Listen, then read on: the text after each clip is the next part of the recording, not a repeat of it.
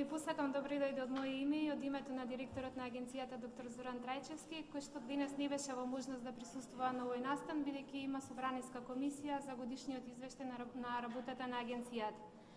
За денес се предвидени две работилници. Првата ќе биде посветена на пласирање на производи и на спонзорство, каде што ќе биде објаснето самото поимање на термините, основните правила за користење и означување на емисиите во кои што има пласирано производи и спонзорство, како и начинот на користење на пласирањето производи и спонзорството.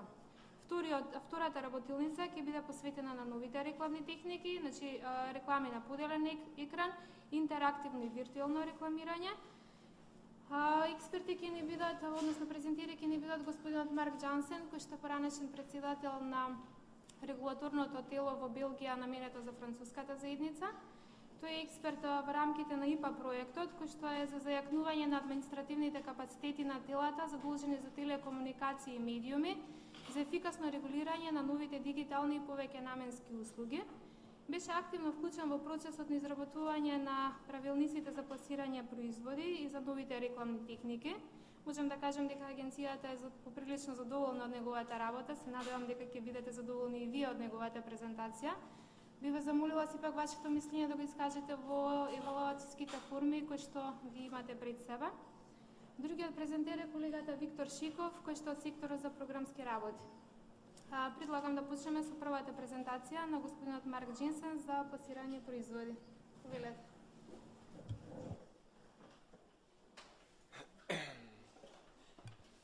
Do you want to come closer to me, or are you going to stay there? Okay. Well, hello everybody, and thank you. Thank you first to the agency for inviting me. It's my third time in Skopje now, and it's also the third time I've had the pleasure not only to work with them, but also to meet people from the actual TV landscape and TV sector of Macedonia. So thank you, all of you, for being here and for the invitation. Да, значи напред господинот Марк Џансен сака да се заблагодари ова е трет пат тој да биде присутен овде во Македонија како експерт ангажиран од агенцијата за аудио и визуелни медиумски услуги и да соработува и со нас, а и да има можност да се сретне директно со вас, радиодифузерите и да сподели искуства. So there were technically two workshops today. This morning on product placement, this afternoon on new advertising techniques. Значи, технички денеска имаме две работилници. Првата е утринска или предпладневнава работилница која што се однесува на пласирањето производи, а попладневната се однесува на новите рекламни техники.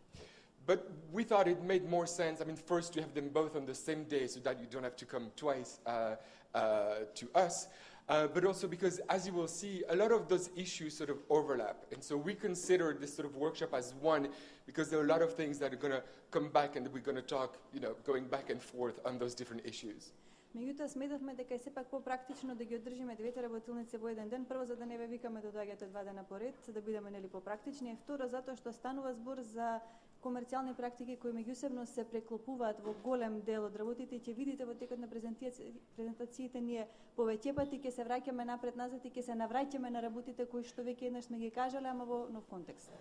Which means that if we don't have time to finish everything we want to do this morning, we might pick up again after the midday break, but I do promise that we'll let you go at the expected time.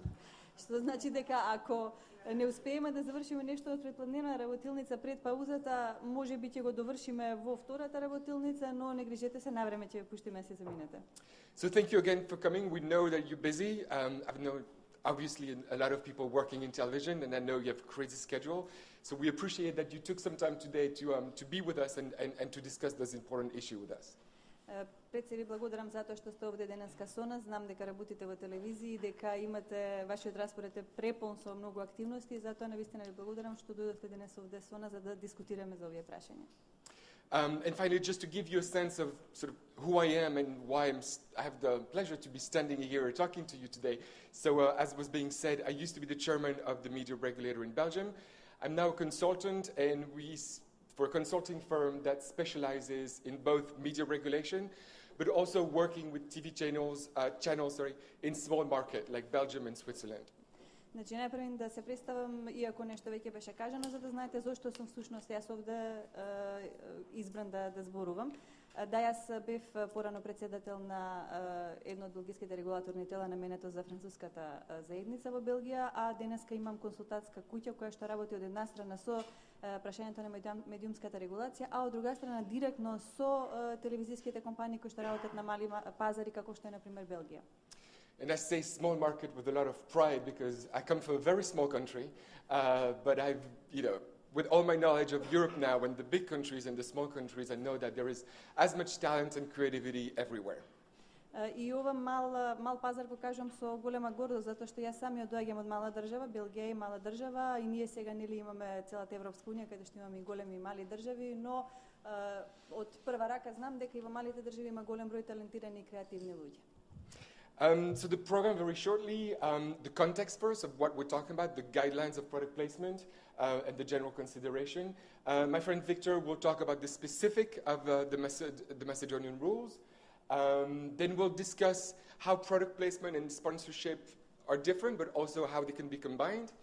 And we'll have a sort of longer discussion about sort of practical examples, discussions about how to do things, what to avoid, the dangers and the opportunities of product placement. Значи, како ќе тече нашата работилница денеска? Најпрво нормално имаме еден вовед кој што ќе не постави во контекстот за кој што дискутираме. Потоа ќе зборуваме за некои генерални прашања кои што треба да ги имаме предвид кога зборуваме за пласирањето производи. Потоа колегата Виктор Шиков ќе зборува за македонскиот правилник за пласирање производи и за спонзорство. Потоа ќе одиме практично на прашањето на пласирање производи и спонзорство, кои што се две различни работи, но кои што всушност во еден дел се преклопуваат за да се види како може всушност тие да се искомбинираат. И потоа ќе имаме една подолга и многу практична дискусија за тоа што може, а што не може да се прави, со примери за тоа како може да се применуваат во практиката правилно, значи неисправен начин и пласирањето производи и спонзорството и евентуално комбинацијата меѓу нив. So, a brief word on the origins of legislation. Product placement is a fairly new practice everywhere, maybe not in the United States. It started mostly in fictions, movies, but it's now more and more in television programs as well. Значи, најпрво неколку зборови за потеклото воопшто на законската рамка за пласирањето производи. Станува збор за една релативно нова практика, која што, особено во Европа, значи, која што најпрво се појави во филмовите, но сега се повеќе се сели и во телевизиските програми. As you know, European countries and European governments have always been a little more cautious and careful about advertising than, say, in the United States. Како што знаете, европските држави, владите во европските држави секогаш биле многу по-резервирани, повнимателни кога станува збор за рекламирањето и воопшто за комерцијалните практики, за разлика од Соединетите американски држави, каде што тоа е многу послободно. But at the end of 2007-2008, Europe decided to allow product placement, again in a cautious way, setting strict conditions, but giving the chance to broadcasters like you to make a little more money because, as you know, the advertising market and the advertising uses and techniques are changing very rapidly. Значи, некаде кон 2007-2008 година Европа конечно одлучи да ја дозволи, да го дозволи пласирањето производи, меѓутоа повторно на еден многу внимателен и резервиран начин, поставувајќи строги стриктни правила, затоа што ние сме свесни дека нештата што се случуваат на пазарот, онака како што се движи пазарот, неопходно е на радиодифузерите да им се даде можност, значи да заработат фактички на пазарот од продуктите кои што ги емитуваат и произведуваат. Which means that there is a very important fact, a very important irony almost, that we have to keep in mind when we talk about product placement, is that product placement was allowed, a new form of advertisement was allowed because people do not like advertising. Значи има еден ироничен податок кој што секогаш мора да го имаме предвид. Оваа нова рекламна техника, пласирањето производи, беше дозволено токму поради тоа што луѓето не сакаат рекламирање. New technologies have allowed people to skip advertising. And they do, which is why at some point, to still make some sort of money, advertisement had to come inside the program rather than outside the program. Значи, новата технологија има возможност на гледачите да ги прескокнат рекламите и тие ги прескокнуваат рекламите, поради што сега се најдовме во ситуација дека во еден момент рекламирањето наместо да остане надвор од програмите требаше да најде начин како да се вметне внатре во програмите. And that distinction between a program, an advertisement, has been a very sort of strong specificity of European media law.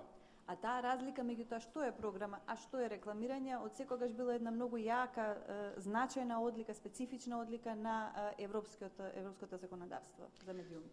Which is why allowing product placement was a sort of a huge shift, a huge change in European policy for the media.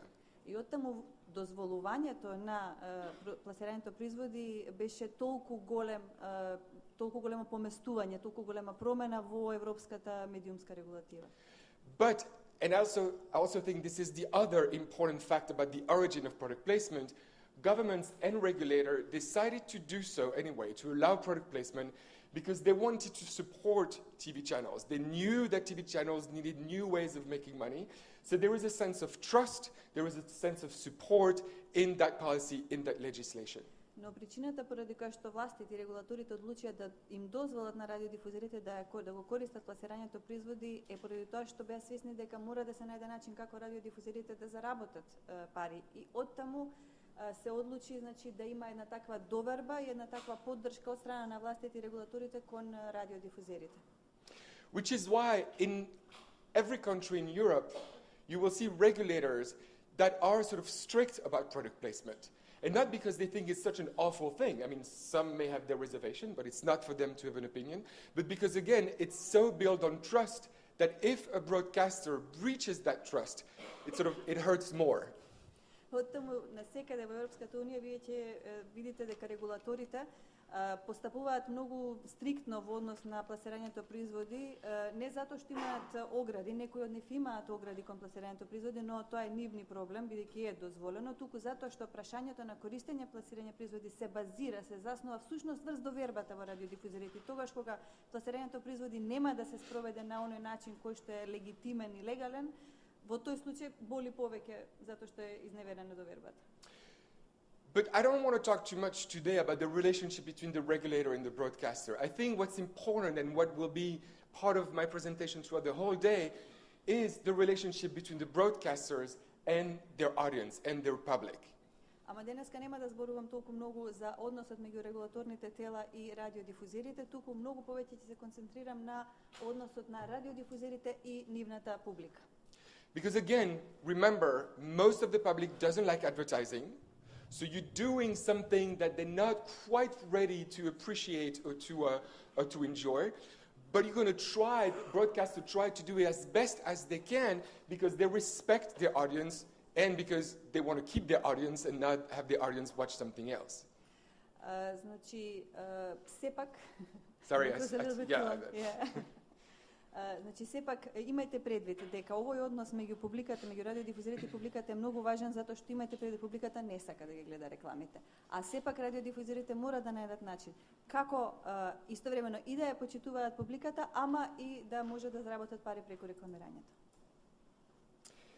So, I'm going to talk about product placement and other form of advertising techniques throughout the whole day without any judgment. Not saying it's a wonderful thing, nor it's a terrible thing. It's not my place, it's not our place, it's in the law, it's allowed within certain conditions, and that's what we're going to be talking about.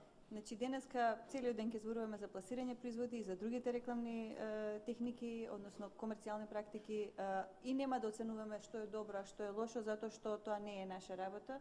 Тоа се наоѓа во законот и ние сега треба да најдеме начин како тоа треба да се примени. But I will try to talk about two things that I think are very important to us, but especially very important to you, is how broadcasters can make money and how broadcasters can make good television, because we're doing this job, we all love good television. Но ќе зборувам за две многу битни работи, а тоа е како радиодифузерите да можат да заработат пари од една страна, а од друга страна како да создадат, како да направат добри телевизиски продукти, затоа што тоа е она што сите сакаме да го направиме, добри телевизиски продукти. And also, when I talk about good television, I have a very broad definition. I will never apply my definition of what I watch as good television. Good television is something that respects its audience and that entertains them, informs them, brings them something they want or they need. И при тоа имајте предвид дека кога зборувам за добри телевизиски продукти, јас не ја применувам моето сваќање за тоа што се добри телевизиски продукти и што е тоа што јас го гледам, туку станува збор за телевизиски продукти или за телевизија која што на својата публика, која што ја почитува својата публика и која што на својата публика и носи и забава, и носи и информација, односно и носи програми кои што се гледливи за неа, кои што таа би сакала да ги гледа. So again, a lot of what we'll be discussing is the content of the agency's guideline on product placement. Значи во голем дел ќе разговараме, ќе зборуваме и за содржината на упатството на агенцијата за пласирање производи. So you might ask yourself, well, if there is a law, why do we also need guidelines on top of that? И сега може да се прашате тука, ако веќе го има пласирањето производи во законот, зошто ни се потребни и упатства? Well, those sort of guidelines exist in almost every country because they try to be more practical, more concrete, and easier to read and to use than a law. Такви упатства постојат практично во секоја држава затоа што тие се многу попрактични, многу поконкретни и многу полесни за читање отколку законот. So they try to explain the terms, the language, the categories used in the law. Значи во упатството се прави обид да се објаснат термините кои што се користат, јазикот, категориите кои што се употребуваат во законот. They explain the manner with which you will have to identify product placement because unfortunately that changes from one country to the other. Ке треба во упатството се објаснува како на каков начин вие ќе треба да го идентификувате пласирањето производи затоа што самиот начин на идентификување, значи самата идентификација која што се користи се разликува од една држава до друга држава, не постои унифициран символ. The agency tries also to be as transparent as possible in the way to explain the way in which it will judges when cases come before it. Агенцијата исто така настојува во овој акт да биде што е можно по-транспарентна кога станува збор за тоа на кој начин ќе ги оценува, ќе врши оценка, проценка, значи на начинот на кој што е идентификувано и применето пласирањето производи во вашите телевизиски продукти. So it's a way, an additional way to help broadcasters to apply product placement as well as possible. Значи ова е уште еден начин како да им се помогне на радиодифузерите да го користат пласирањето производи, но на најдобар можен начин. So as I was saying, product placement is allowed. And I know if you do read the law, which, you know, if you're bored, maybe you will do that sometime, the language is somewhat complicated. Значи, рековме дека пласирањето производи е дозволено. Сега, ако го прочитате законот, тоа може би некој ќе го направите ако ви е досадно. Јазикот е малце комплициран. And it's not because the Macedonian people are complicated. Не затоа што се комплицирани македонците. It's because Europe itself is complicated. The language of the law is very much inspired by the language of the European directive. Тоа е затоа што е комплицирана Европската унија, бидејќи јазикот употребен во законот, македонскиот закон е инспириран од јазикот употребен во директивата за аудиовизуелни медиумски услуги. And the complex language reflects the difficult debate to which I was referring to earlier, where people, you know, governments wanted to allow product placement, but were not completely comfortable in doing so. И всушност тој сложен јазик за кој што зборувам потекнува од она дебата на која што се осврнав претходно, кога властите сакаат да го дозволат пласирањето производи, ама не се чувствува баш пријатно со дозволувањето на користењето на таа комерцијална практика. So you will see that the law says product placement is forbidden. И оттаму ќе видите законот вика пласирањето производи е забрането. Except that it's allowed. Освен што е дозволено. But only under certain conditions. Ама само под одредени услови. So to make it simple, let's say that it's allowed, but to do product placement legally, you have to follow some very specific and important conditions. За тоа да ги поедноставиме работите, да кажеме дека пласирањето производи е дозволено, но за да можете да го применувате на законски начин, тогаш треба да следите одредени многу прецизни и специфични услови и правила. And those are first, obviously, the general rules on any sort of advertisement, on commercial communication. Значи, првите правила кои што треба да се применуваат секако се општите, генералните правила кои што важат за сите аудиовизуелни комерцијални комуникации, нели, новиот израз кој што го користиме за да реферираме на рекламирањето и другите видови на комерцијални практики. But they also have specific rules in terms of identification. How do you show, how do you tell your audience that it is product placement? Но има исто така и посебни правила од типот на специфичното, посебната идентификација или знак кој што треба да се користи за да означите дека имате пласирање производи во емисијата која што емитувате. And some major principles which are going to come back throughout our discussions today. И неколку главни, основни принципи на кои што ќе се навраќаме повеќе пати во нашата дискусија денеска. Editorial independence, Пред се уредувачката независност, the integrity of the program, интегритетот на програмата, no direct incitement to buy, нема директно поттикнување на купување no what we call undue prominence in the way you show the product. и нема нешто што се нарекува прекумерно истакнување во начинот на кој што го прикажувате производот. Which sort of means, and we'll come back to that product can be shown, can be placed, but it cannot be shown in a commercial, in a promotional manner. Или, како што ќе се навраќаме понатаму во нашата, во текот на денешната работилница, производот може да биде покажен, ама тоа не може да биде направено на комерцијален начин, значи на начин со кој што ќе се промовира, односно ќе се поттикнува тој да биде купуван. And I understand that those distinctions are kind of vague. И сега јасно ми е дека сето ова е некако бледи се овие ознаки, што значи всушност сето тоа. Which is why we're going to be together a whole day rather than just for an hour. И тоа е причината поради која што ќе бидеме заедно цел ден, а не само еден час. But the thing to remember in a sense, and again that will go sort of throughout our discussions today, that product placement is a form of commercial communication, but it's not advertising per se.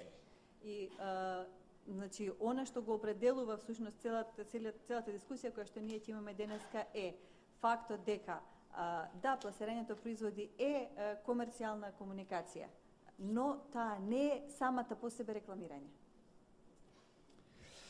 So again, I'm going to go through those, let's say, legal concepts for a little while, not too long. Значи накратко ќе поминеме низ правниот концепт, ама не премногу долго. Victor is going to add some very important information about specific Macedonian rules. Виктор ќе додаде значајни информации за специфичниот македонски контекст, односно правила за пласирање производи. And then we'll go into concrete examples and concrete discussions. So don't worry if at some point or another, still this sort of, the blurriness of the distinction throws you a bit. We'll get into a lot of details as the day goes on. И потоа ќе работиме на повеќе практични примери, така што немојте да се вознемирувате ако во текот на денот се уште ви останува онака нејасно и замаглено што е точно ова за што зборуваме, затоа што низ повеќе наврати, низ повеќе практични примери на крај ќе дојдеме до јасна слика што е што. So first we were talking earlier, I mentioned earlier editorial independence. Че претходно ја спомнав уредувачката независност. It's explaining the guidelines, and basically what the guidelines are saying are very important principles. Тоа е објаснето во упатството, во подзаконскиот акт и она главното што го вика главните принципи кои што се објаснети таму. Sorry. Advertisers should not influence the script if it's a fiction or a format.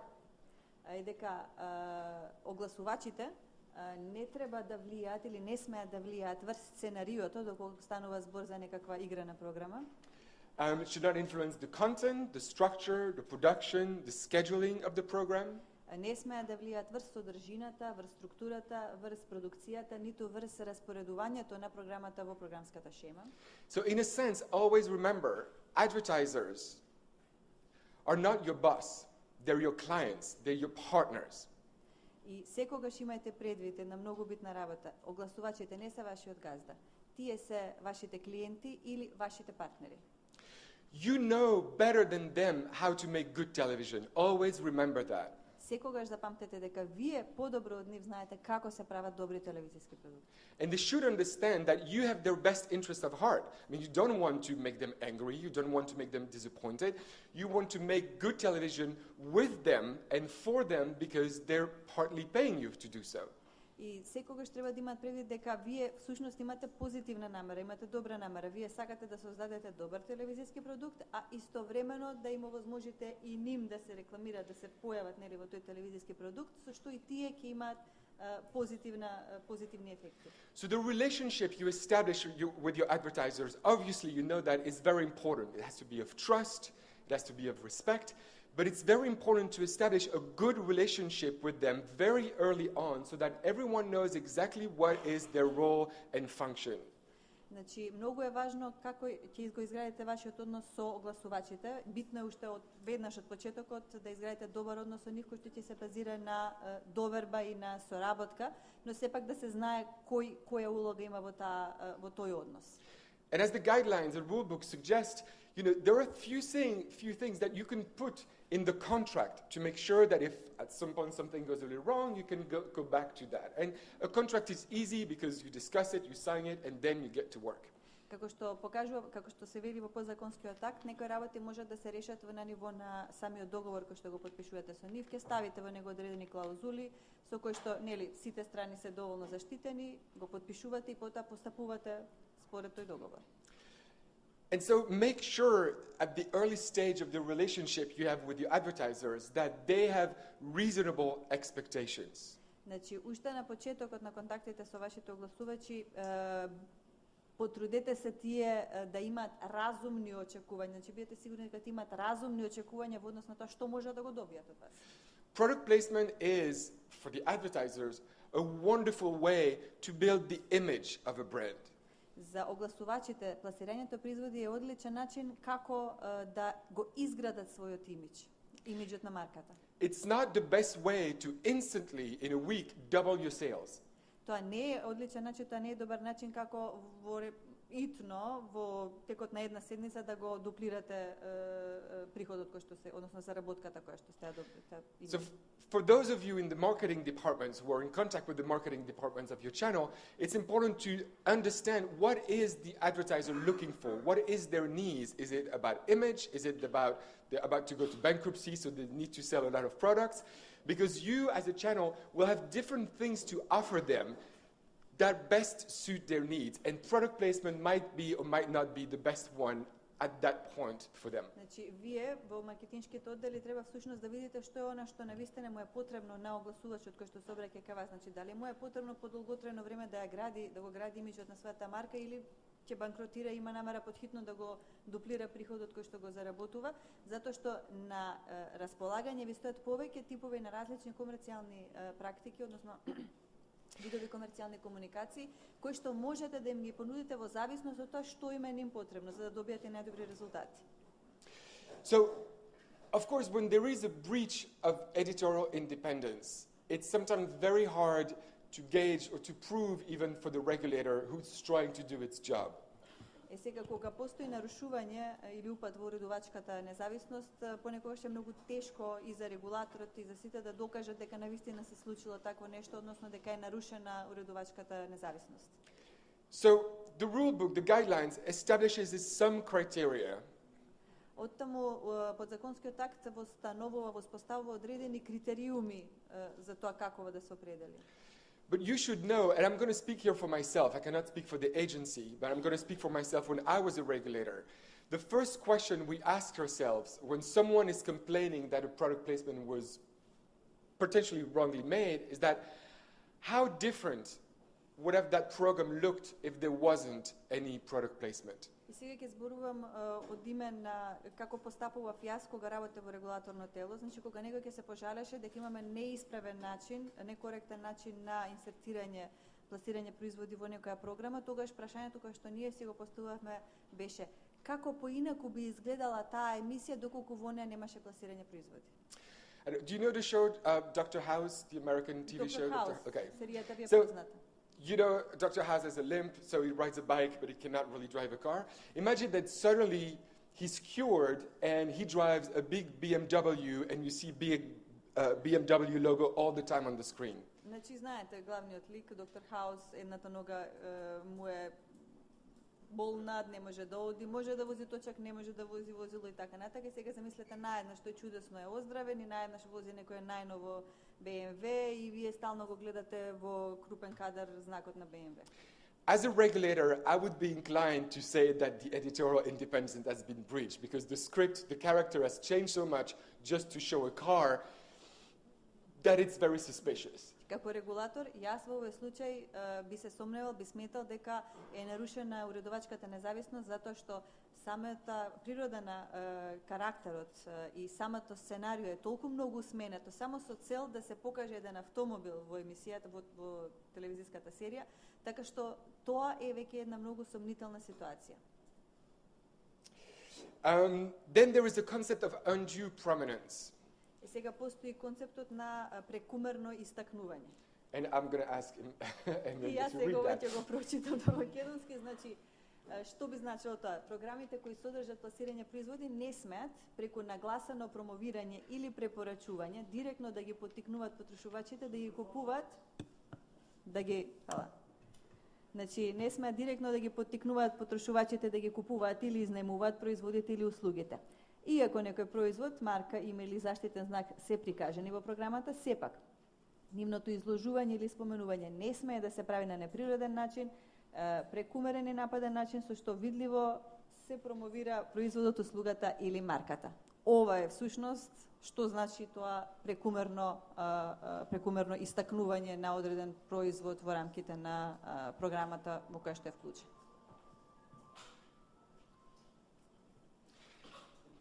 So again, here to judge whether the provenance is okay or not okay, due or undue. И сега повторно како да се оцени дали истакнувањето е прекумерно или не е прекумерно. It's about how the program looks. Remember, editorial independence is a lot about what the program is about.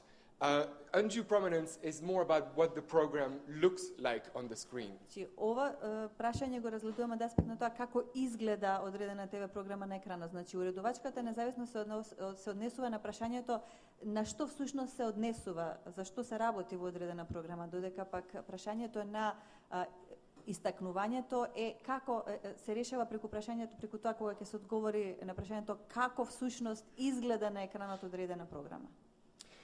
So it's about the way, again, the product is placed. The space it's allocated on screen. Is it like a huge close-up, or is it sort of part of the natural, image? Значи, пред се, како е сместен производот во целата таа програма? Дали е некако лесно може да се бележи, е премногу истакнат, премногу ни паѓа во очи, или пак е некако природно вклопен во таа средина во која што се случува програмата?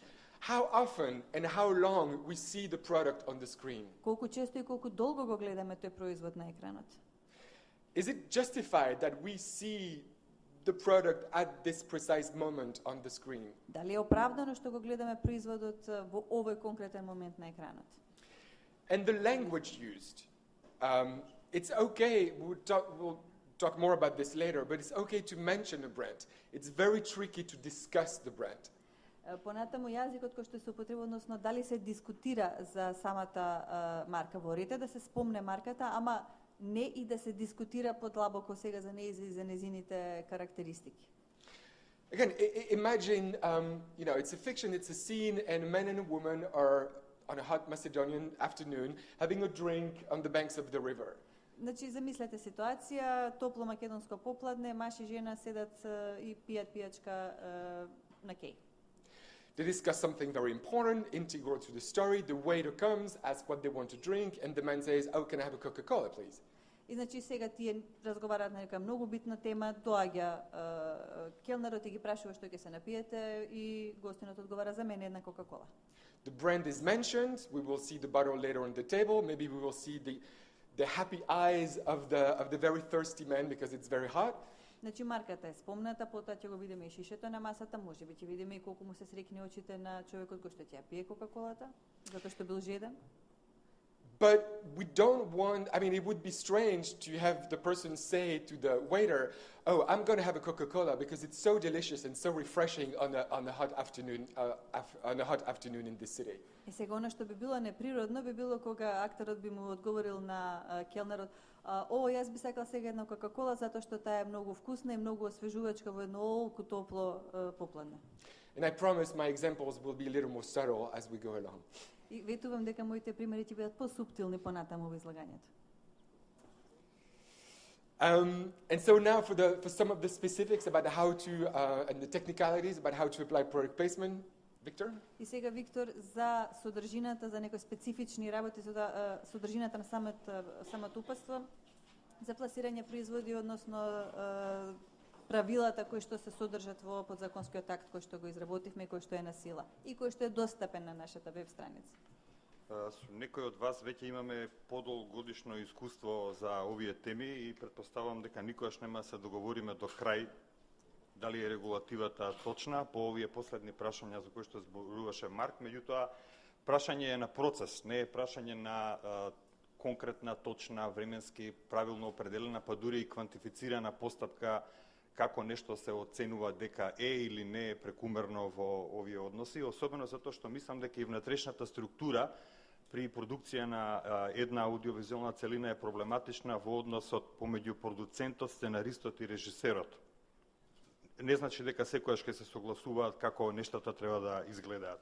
И од друга страна користа што има самиот медиум и се разбира публиката визави. Меѓутоа, би сакал да ве замолам да останете до крај, особено затоа што знам дека Марк има изворедно битни примери, многу детализирани. Тие се однесуваат на некаква европска практика, меѓутоа можеме да ги искористиме како архетипи, затоа што сценаријата фактички се адаптирани во македонски услови или пак се преземени емисии од регионот, кои конкретно, точно продукцијски се изведени како што се изведуваат и по некакви европски стандарди. Ги знам, работевме со Марк и мислам дека ќе бидат многу корисни, бидејќи токму во поентите како да се регулира одредена област, се специфични, дури пак би рекол дека се и квантифицирани. Во однос на квантифицираноста, ќе видите дека начинот на кој што се преклопуваат пласирањето производи и спонзорството, веќе и во самите регулаторни акти, подзаконските акти, што ги има донесено агенцијата, внатре има точно и секунди, и начин, и просторност на кој што можат нештата да се прикажуваат. Дури до таму се оди во тоа квантифицирање, пак ќе речам затоа што искуството помеѓу некогашниот совет, сегашната агенција и продуцентите, радиодифузерите, сепак не е за занемарување, бидејќи се работи за долгогодишни расправи околу една иста тема. Понекогаш дури се оди во апсурди, анализите покажуваат дека се наоѓаат начини, многу креативни начини, и за добро и за лошо, како да се надминат одредени правила и стандарди за кои што зборуваше и Марк. Да се задржам на поимникот, пласирање производ представува производ, услуга или заштитен знак за паричен или за друг вид надомест, вградени во действие на програма. И овде има една мала дистинкција, во заградата пишува и аудиовизуелна целина. Ми се чини дека е потребна, затоа што, еве го конкретниот пример, ако утринска програма трае 4 сати, тогаш во рамките на утринската програма како мозаичен состав може да има засебни аудиовизуелни целини кои самите можат да имаат пласирање производи, а да не се однесуваат на целата програма од 4 сати. За пласирање производ, според законот и според упатството, се смета и секое устно, писмено и визуелно представување марка, име на производ или услуга од одредена компанија, пласирање реквизит или реквизити, продукцијска реквизита, представува производ или услуга бесплатно вградени во действие на програма за да се помогне незината продукција. За реквизити се сметаат и наградите за гледачите или за учесниците во одредени видови програма. Важна едно исто конструктивна белешка во однос на ова што го зборуваме. Знам дека ќе предизвика многу прашања. Ве молам прашањата задржете ги или запишете ги, бидејќи после оваа презентација ќе има и получасовна расправа, конкретно за сето ова што го зборуваме. Бидејќи практиката, ако се поставуваат непосредно прашања, може да ја расплине и целата дискусија. Програми во кои е дозволено пласирање производи и пласирање реквизити, тој апсурд за кој што и Марк зборуваше, се работи за противречност во однос на тоа што апстрактно го разбира директивата за странските, односно како се вика европската регулатива за стандардите, и тоа што практично произлегува од анализата во однос на македонскиот медиумски простор, во однос на одредени производи, кога сакаме да видиме како еден производ пласиран или дали емисијата која што има спонзор, ги прави нештата на начин како што е по закон. Абсурдот е веќе во првата реченица од членот 55 од законот, овде се работи за цитат. Вели, пласирањето производи, првата реченица дека е забрането, тој Марк го кажа, и втората реченица веќе во член 55, освен во. А освен во, значи, кинематографски дела е дозволено, филмови, серии, спортски програми и лесни забавни програми. Тоа е подвлечено. Во оваа прва реченица, абсурдот е во следното. Фактички, првите три категории, кинематографски дела, филмови и серии, се конкретен вид програма. Меѓутоа, спортски програми, а особено лесни забавни програми, таа фраза не значи ништо. Односно, значи се, но не значи ништо конкретно. Бидејќи по некаква споредбена логика би требало, за тоа звучи смешно и абсурдно, да има и тешки забавни програми. Во случаите кога за пласирање производи не се плаќа, односно кога бесплатно се обезбедуваат стоки или услуги, како што се продукциски реквизити или награди, со цел за нивно вклучување во програмата. Сакам да кажам дека таа фраза лесни забавни програми во суштина е до детал разработена, бидејќи знаете дека има жанровски хибриди, да речеме документарна забавна програма, тоа што се нарекува docutainment, нели, во која што се прави реконструкција на некаков значаен лик од јавниот или од историскиот живот на една држава, но таа реконструкција е направена со актери. Така што во суштина тој жанр е поблизок до фикција, односно до филм или серија, ако се работи за документарен серијал, отколку за документарен филм. Во таа смисла, лесни забавни програми можат да бидат и реални шоу програми, направени како реконструкција на некоја вистинска животна приказка, но повторно со актери или на тушцици, за да изгледа тоа што пореалистично. А во суштина, во самото сценарио се гледа дека е напишано, односно е драматизиран одреден општествен настан, локален или глобален. Така што, пак ќе речам, во членот 55 од законот, тоа лесни забавни програми значи се и не значи ништо едновремено. А многу е важно. Забрана за пласирање производи и услуги. Кои производи и кои услуги се забранети за пласирање? Цигари, производство на тутун, физички и правни лица со главна дејност производство или продажба на цигари или на производи од тутун, медицински производи и третмани достапни само со лекарски рецепт, наркотици, алкохол, алкохолни пијалаци, освен вино и пиво, оружје, стрелни и пиротехнички средства. Одговорност на уредник и на водител. Тоа што Марк го зборуваше за одговорноста на уредникот и на водителот да направат целина која што нема да ги заведува гледачите во однос на својата содржина и форма. И отприлика би гласала вака таа дефиниција. Одговорниот уредник и новинарот водител должни се да ја заштитат содржината и обликот на програмата во целина што нема да ги заведува гледачите, односно програмата не смее да се сведе на средство исклучиво за интересите на огласувачите или на спонзорите. Критериуми за проценка дали програмата прекумерно промовира или препорачува производ или услуга. Големината и позицијата на промотивниот студиски или друг простор јасно видлив на екранот. Зошто друг простор? Студиото може да биде импровизирано, не мора да биде класично телевизиско или филмско студио, може да биде внатрешност на автомобил или програмата да биде снимена некаде во некој јавен простор, а сепак да ги содржи брендовите или производите и дури да зборува за услугите на некој што сака да ги промовира. Зачестеноста на прикажувањето производ или услуга, целисходноста на прикажувањето производ или услуга од аспект на уредувачкиот, рековме сценаристички, режисерски концепт на програмата и епитетите што се користат при прикажување производ или услуга. Овие критериуми главно се тие кои што не насочуваат при анализа да се провери дали на нешто му е дадено претерана промотивна присутност или не. Но, реков, само се главни критериуми. Деталите во анализата, веруете, некогаш одат и до абсурди. Означување, пласирање производи. Пласирањето производи треба да биде јасно означено на почетокот и на крајот од аудиовизуелната целина и пред секое продолжение, ако целината била прекината со пауза за реклами. Пласирањето производи се означува со лого и со текст. Логото треба да е лесно видливо за гледачите, мора да е проследено со објаснувачки текст, целината од логото и од текстот мора да е видлива најмалку 10 секунди. Тоа е таа квантификација за која што зборувавме. По своја волја, медиумот може на одјавна шпица или на својата веб страница да ја наведе целата листа производи, услуги или марки, пласирани во одредена програма или аудиовизуелна целина. Во прилог на гледачите, медиумот е должен да го означи пласирањето производи и во странска програма, без оглед што нема непосреден финансиски интерес од емитувањето. Во странска програма со веќе вградено туѓо лого за пласирање производи, логото може да се задржи, но секогаш мора да се вметне и објаснувачки текст од македонското упатство. Логото изгледа вака.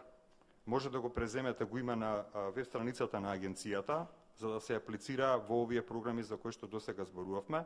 Има една верзија за темна заднина и верзија за светла заднина, а тој објаснувачки текст вели програма во која се пласирани производи. Тоа е тоа накусо. Само сакам да ви кажам дека има упатство и 2 подзаконски акта за целата оваа работилница која што сега ја држиме. Тие се многу подетални, јас само ги извадив поентите, клучните, оперативните работи, најчесто со кои што се среќаваме при овие програми. Подзаконските акти се достапни на веб страницата на агенцијата.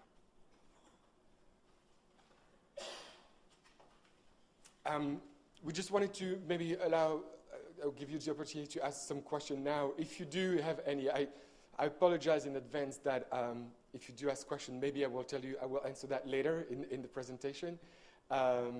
Значи, евентуално доколку сакате нешто сега во моментов да прашате, можете, меѓутоа имате предвид дека Марк се извинува, ама можеби ќе ви одговори, ќе ви дадам одговор подоцна во презентацијата. Така што можеме или да одлучиме да продолжиме сега понатаму онака како што е предвидено, а па потоа на крај да ги кажеме сите прашања. But in terms of We'll do that in the end. In the end? Yes, Okay, all right. Oh, you should go maybe with sponsorship. And Victor, you know, your break was very small. So we wanted to talk about sponsorship too, and go into the discussion about how they're different, but again, how they can be combined. Како што веќе кажавме претходно, значи денеска ќе зборуваме и за пласирањето производи, ама и за спонзорството. Колку тие се разликуваат, ама како можете да бидат комбинирани во една иста емисија. There is an agency rule book about sponsorship and sponsorship rules as well. Агенцијата има правилник и за спонзорството. And again, here Victor is much better at explaining you what's in them than I am. So. И сега повторно Виктор ќе биде тој кој што ќе ги објасни основните правила и од овој правилник. Се одлучивме вака да ја направиме презентацијата. Прво, нели, да го поделиме товарот на тоа кој од нив колку многу има да зборува, и второ, многу е пологично представник на агенцијата да ги објасни нашите правилници, иако господинот Марк Џансен беше цело време инволвиран, нели, во изработката на овие акти. Во поимникот стои дека спонзорство е придонес од правно или физичко лице во продукција на аудио и аудиовизуелни медиумски услуги или програми со цел преку нив да го промовира своето име, заштитниот знак, присутноста на своите активности или производи во јавниот простор. Одговорност на уредник и новинар водител. Мислам дека тоа ќе биде некаков лајт мотив дури во презентацијата на Марк, во однос на честноста помеѓу продукцијата, медиумите и во однос на публиката. Па ќе повториме, одговорниот уредник и новинарот водител должни се да ја заштитат содржината и обликот на емитуваната програма во аудиовизуелна целина што нема да ги заведува гледачите, односно програмата не смее да се сведе на средство исклучиво за интересите на огласувачите или на спонзорите. Ограничување на спонзорство во одредени програми.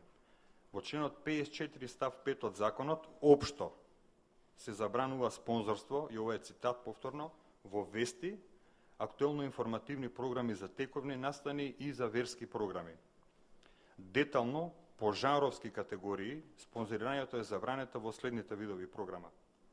Програми со информативна функција, вести, ТВ и радиодневници, актуелно-информативна програма, иста таква програма со документаристички пристап, говорна шоу програма, актуелно-информативна, програма со информативна функција со религиозна или теолошка тематика, програми со образовна функција, документарни со религиозна или теолошка тематика, религиски служби или проповеди, а отстапките во член 54 став 9 велат вака. Ова е многу важно во однос на продукцијата.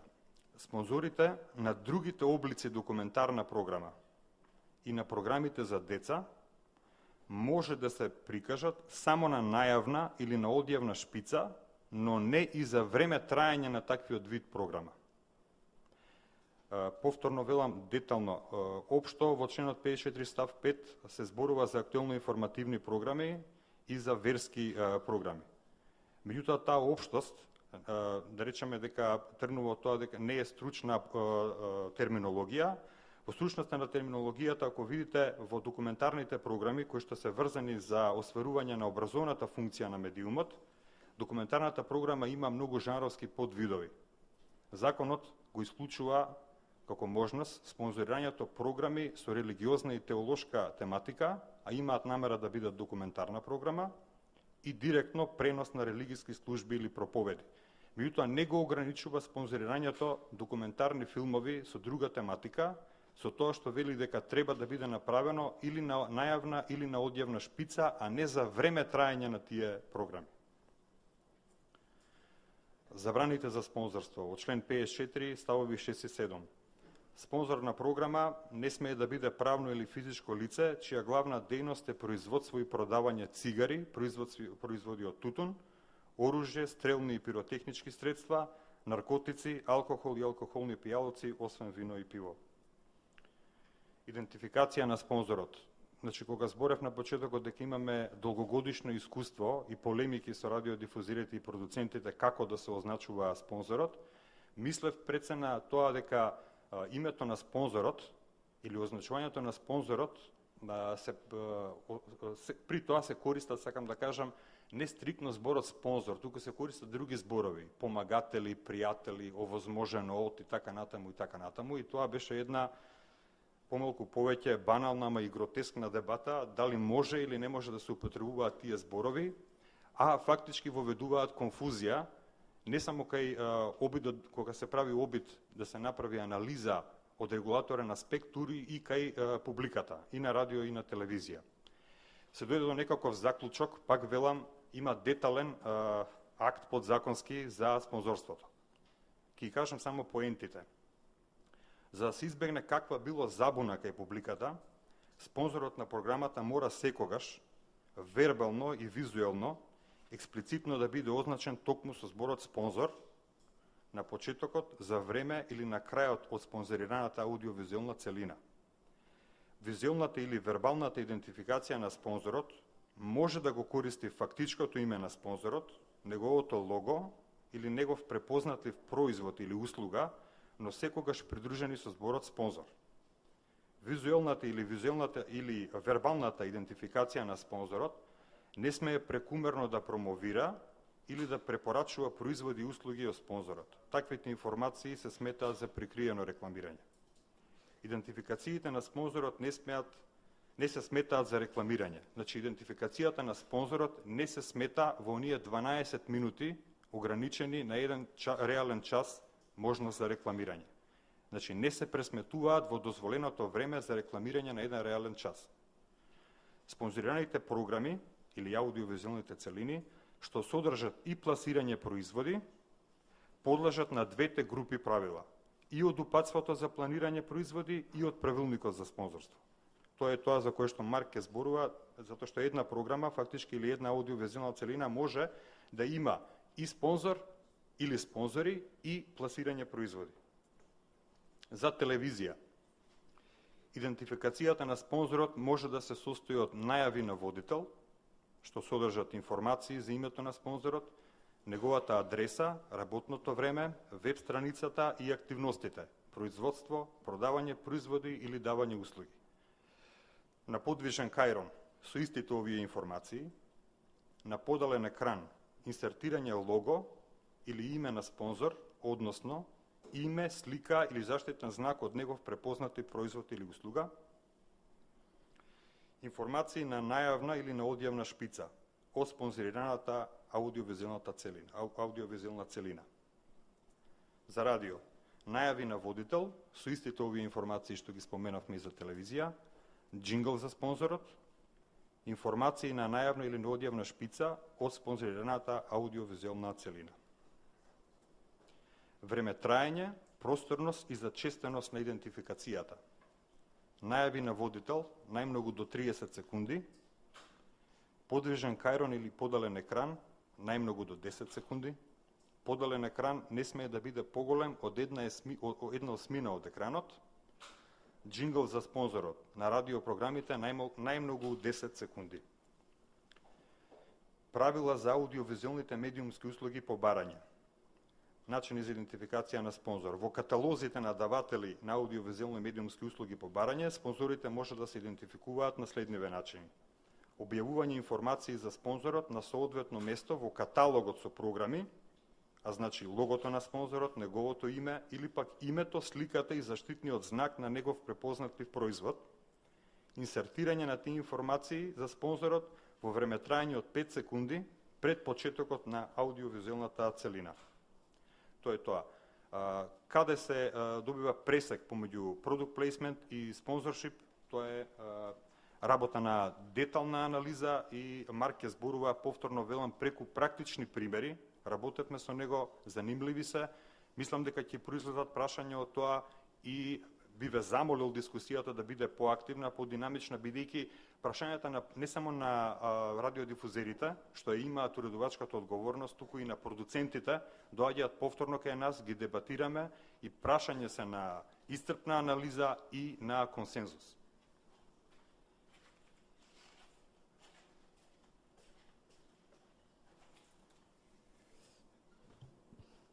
Thank you. So now for a short discussion on how to combine product placement and sponsorship. И сега една куса дискусија за тоа како може да се комбинираат пласирањето производи и спонсорството. The very simple answer actually is like if you want to do both, you do both. You do one and you do the other. Наједноставниот одговор би бил, ако сакате да ги примените двете, ќе ги примените двете, и спонсорството и пласирањето производи. Because they are different in nature. Again, sponsorship, the visual appearance of sponsorship happens at very specific moments right outside or right at the margin of the program. Сега тоа се две различни комерцијални комуникации. Спонзорството се случува непосредно по или непосредно на маргината на појавувањето на спонзорот. Whereas product placement is a product placed inside the program, inside the image. Додека пак пласирањето производи значи дека имаме некој производ која што е вметната внатре во текот на самото дејство на програмата. So you can imagine that it exists, you know, a big talent, musical talent show. И сега замислете, и такви постојат, нели, некое големо шоу за музички таленти. And when it starts, it says, you know, this program is brought to you by Coca-Cola. И на почетокот вели оваа програма ви е овозможена преку Coca-Cola. And during the program, the judges, the coaches of the musical talent show are sitting on the desk and they're drinking Coca-Cola. И сега за време на целото шоу судиите седат нели на нивната маса и пијат Coca-Cola. One is sponsorship, the other one is product placement. Едното е спонзорство, другото е пласирање на производи. So what does it mean in terms of the rule to respect? Again, it's just sort of adds up. И сега што значи тоа од аспект на почитување на правилата? Тоа значи надодавање на правилата едно врз друго. I know this is very small, but as you know, when people put a lot of text, it means that you don't have to read it. Јас знам дека ова се многу ситни букви, ама знаете луѓето ќе ставаат многу тексти, тоа значи дека не мора да го прочитате. But the first layer of rules are just the general rules about commercial communication. Ама првиот слој правила кои што треба да се почитуваат се општите правила кои што важат за комерцијалните комуникации. So in the Macedonian law, on Article 3, you have all the definition of what is commercial communication. Значи во Законот за аудиовизуелни медиумски услуги, во членот 3 имате дефиницијата за тоа што значат аудио и аудиовизуелни комерцијални комуникации. And the definitions are important because that's also where it states that commercial communication by essence is done in exchange with payments of some sort of service or favor. И оно што тие го кажувате дека комерцијалните комуникации всушност се прават за некаква размена, дали сега станува збор за размена на парични средства или пак за некаква друга услуга или од некоја друга причини, ама мора да дојде до некаква размена. It's in the general provisions that you'll see, the product that cannot be advertised, and they're usually the same for all categories: weapons, cigarettes. Значи и во овие општи правила кои што важат за сите комерцијални комуникации, ќе ги видите нели некои генерални општи забрани кои што постојат, на пример, што е тоа што не смее да се рекламира, како што е, не знам, дрогата или како што се оружјето и така натаму. All the rules to protect the consumer. Или правила со кои што се заштитуваат потрошувачите. And the general principles such as commercial communication should be recognized as such. И некои многу важни генерални принципи, а тоа е дека комерцијалните практики, комерцијалните комуникации мора да бидат лесно препознатливи како такви, да биде нивната природа лесно препознатлива. Because if every effort is made to hide the fact that it's a commercial, then it's a surreptitious or concealed advertisement, and that's obviously illegal.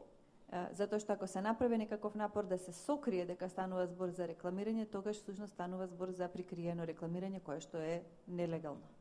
So again, we know that your job is difficult. Значи ние знаеме дека вашата работа е тешка. Because you're pushing advertisement to people who do not want to watch advertisement. Затоа што вие им туркате во фаца реклами на луѓе кои што не сакаат да гледат. But if you don't have advertisers, you're out of a job and you go bankrupt. Ама ако немате огласувачи, тогаш повеќе немате работа и банкротирате. So the trick again is not to hide or to pretend that it's not advertisement. Believe me, that in the long term that never works. Значи трикот не е да се обидете да сокриете или да негирате дека станува збор за рекламирање на долг рок, верувајте ми, тоа не функционира. Is to make it in such a way that it is acceptable by the public. Туку да го направите на таков начин што ќе биде прифатливо за публиката. So that's the first layer. Тоа е првиот слој. Sorry, if you do product placement, you sort of add another layer with more specific rules about product placement, which we just talked about. Е сега ако ставите, ако вметнете, пласирате производи од програмата, тогаш вие додавате еден нов слој на правила за кои што пред малку зборувавме, нели има посебна идентификација, уредувачки интегритет, не сме да има прекумерно истакнување, не сме да има промоција во промовирање во она за што се дискутира.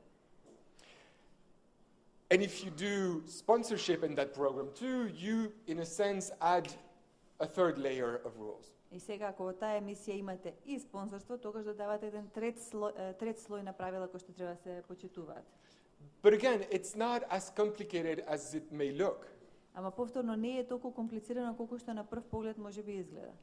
The kind of products that are prohibited to advertise are basically the same everywhere. Зашто типовите на производи кои што е забрането да се рекламираат, во основа се истите производи се секаде забранети да се рекламираат. The fact that you should keep your editorial independence is basically everywhere in the different rules too. Фактот дека морате да ја зачувате, да ја задржите својата уредувачка независност, повторно секаде се среќава. But it's true that, and we'll talk about that later, the more you add on one program, the trickier sometimes it may become in terms of undue prominence. Но, како што ќе видите понатаму, колку повеќе слоеви на правила се додава, толку по-специфично станува како вие да ја избегнете, да го избегнете прекомерното истакнување. Че тоа станува по-тешко да се спроведе. But again, in most cases, if you want Coca-Cola to be your sponsors, it can be your sponsors, and if you want people on the show to be drinking Coca-Cola, you can do that as well. It's not a problem per se. Но сепак ако сакате спонзор на емисијата да биде Кока-Кола, може да ви биде спонзор, и ако сакате во емисијата луѓето да пијат Кока-Кола, можете и тоа да го направите, тоа самото по себе не е проблем.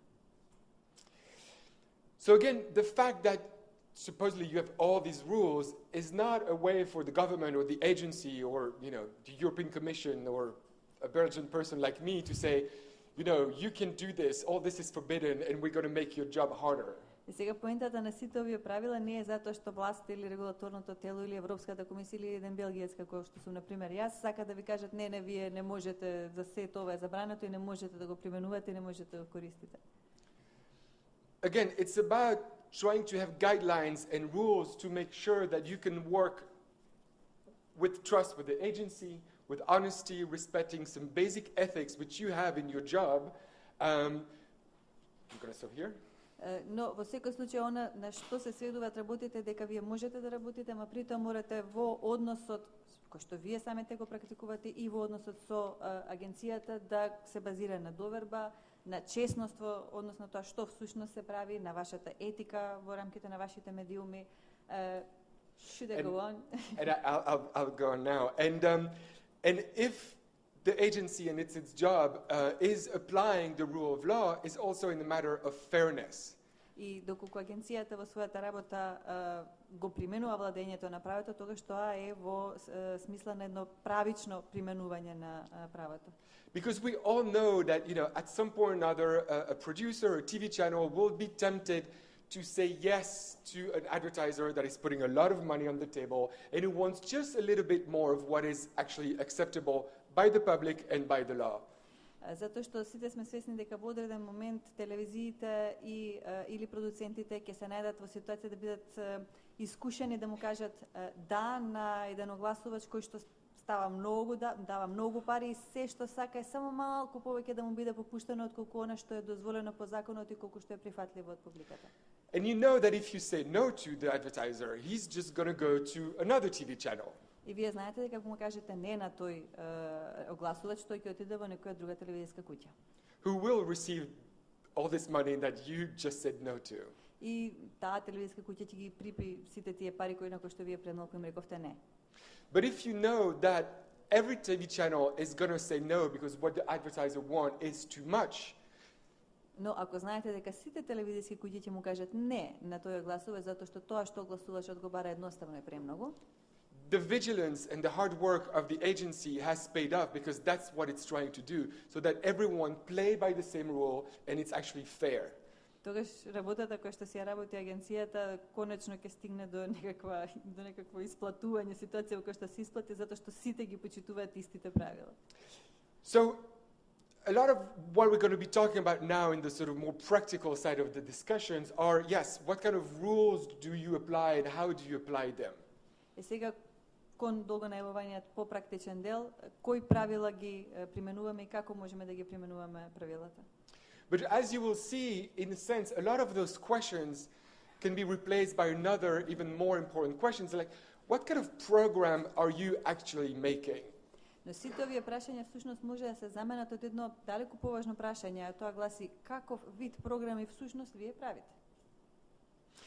Because in a sense, it's like there is a spectrum Затоа што постои цел еден спектрум between a program with absolutely no advertisement почнувајќи од програми во кои што апсолутно нема никакво рекламирање, to a program with sponsorship, with product placement, with both, преку програми со спонзорство, со пласирање производи или и со спонзорство и со пласирање производи, or to a program that is actually teleshopping. па се до програма која всушност представува телешопинг.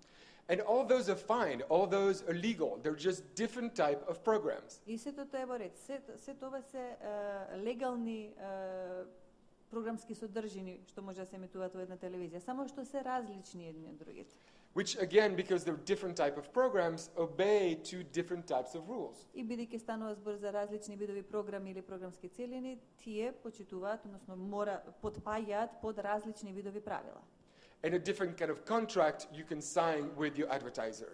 И за нив можете со огласувачите да потпишете различни видови договори. So again, for a program with no advertisement, you just have to respect the general content rules in the law. Значи за програмите во кои што нема никакво рекламирање, само ги почитувате основните правила кои што постојат во законот. As we say, if you add sponsorship, just read the rule book and follow the rules there. Ако додадете спонзорство во некоја програма, прочитете го правилникот и почитувате ги правилата што се во него. If you add some product placement, just read the rule book and apply the rule there. Ако одлучите да има пласирање производи, прочитете го по законскиот акт и почитувате ги тие правила.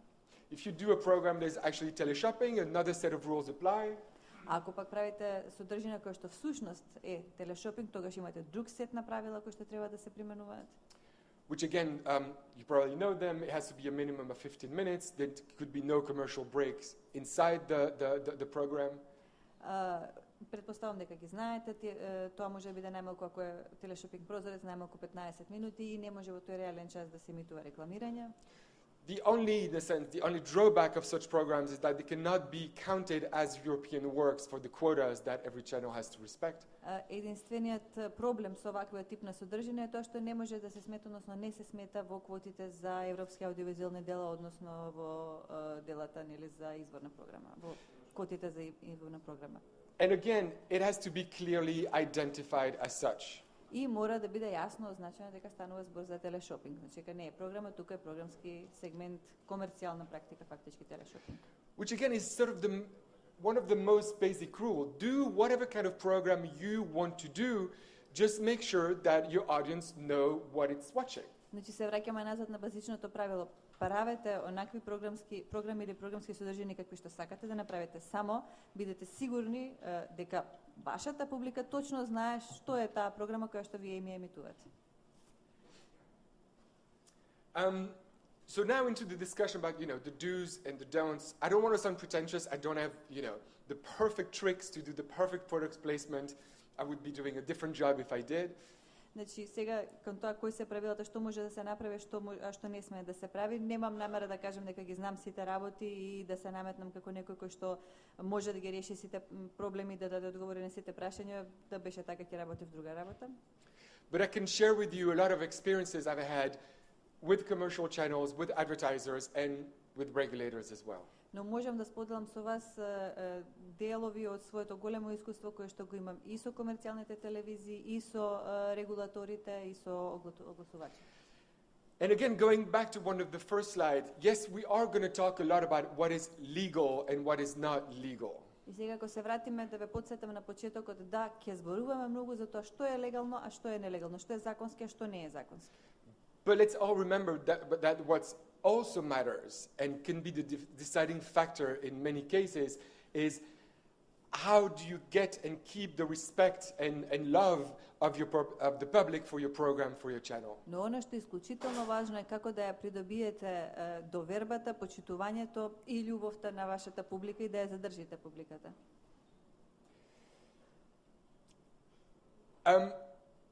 So one of the basic rule, again, and it may be a sad fact, it's a fact that makes your job so much more complicated, is that people don't really like advertising. Значи да потсетиме на тажниот факт кој што страшно многу го ја комплицира вашата работа, луѓето не го сакаат рекламирањето. Or at least they don't like too much advertising, too obvious, too blatant advertising. Или барем не сакаат премногу рекламирање, премногу очигледно и нападно рекламирање. And this is a very serious and scientific-looking way of saying the same thing. И ова е еден научен, многу сериозен пристап за да се каже истата работа. But it's a true thing. It's I'm going to explain that in a second. Those are principles that are, accepted generally by the academic and professional community of advertisers. Но ова се факти, ова е вистината која што е прифатена и од академската и од практичарите во сферата на рекламирањето. So when we talk about product placement, the more visibility, the more prominence you give to the product on your screen in what people see and what people hear. Значи кога зборуваме за пласирањето производи, колку поголема видливост и поголемо истакнување му давате на одреден производ во она што публиката го гледа и може да го чуе, the better and the stronger the brand memorization is going to be. Толку ќе биде посилна и подобра запамтувањето на марката. Brand memorization is basically what advertisers sort of compute a day or two or a week or a month after a program was aired. Do they remember seeing my brand on the screen? А тоа е оно што го бараат огласувачите да видат после ден, два, седмица откако било емитувано програмата со пласирање производи, за да проверат дали луѓето се сеќаваат на марката која што им била пласирана. Now the thing is, and this is also how product placement is different from traditional advertisement. Е сега како пласирањето производи е различно од традиционалното рекламирање. If Coca-Cola pays a lot of money to put ads in commercial ad breaks all the time, Ако Кока-кола плаќа за да се вградуваат реклами во рекламните блокови цело време, the brand memorization, the brand retention, as we say, of Coca-Cola is going to be really big. Чи сеќавањето, памтењето за марката, Кока-кола како марка ќе So again, to sum up, and to help the transition to what we're going to talk about, keep your independence. Значи, за да влеземе сега повторно назад нели во работата која што работиме, само се подсетиме, задржете својата независност. Product should not influence the subject, the outcome, the appearance too much of a show or a segment. Чи продуктот кој што се пласира не треба да влие врз темата или врз резултатот или врз изгледот на програмата или на сегментот. Не треба особено не претерано да влие врз нив. In a sense, remember that, doing product placement changes and adds a lot to the job of the producers, of the set decorators, and other people on the production team. Затоа што имате предвид кога пласирате производи во некоја емисија, тоа додава доста работа и за продуцентот и за оние кои што работат на сцената, сценографите, нели оние кои што ја местат сцената и така натаму, затоа што има доста работи кои што треба да се доправат. But it shouldn't change too much the job of the director, or the cameraman, or the actors. Ама не би требало премногу да смени работата на режисерот, на камерманот или на актерите. Remember that, if you wake up every morning and still like doing what you do is because you want to make good television.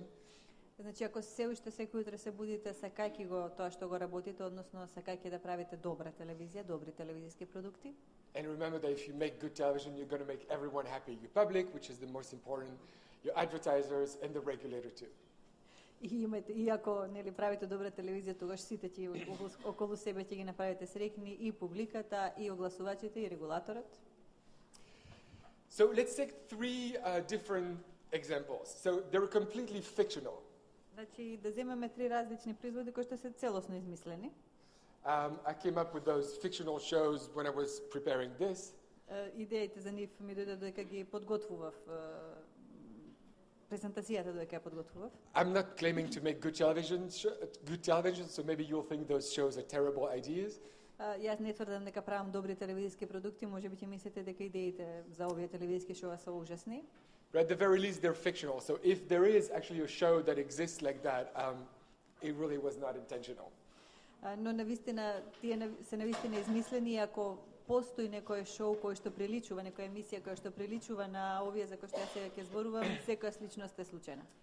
So let's imagine we're producing a relationship show, a dating show. Значи да претпоставиме дека продуцираме една емисија која што се занимава со врските или да речеме со носење луѓе на состаноци. The concept of the show is every week is that one of the two person of the couple for one day does everything to make the other person happy.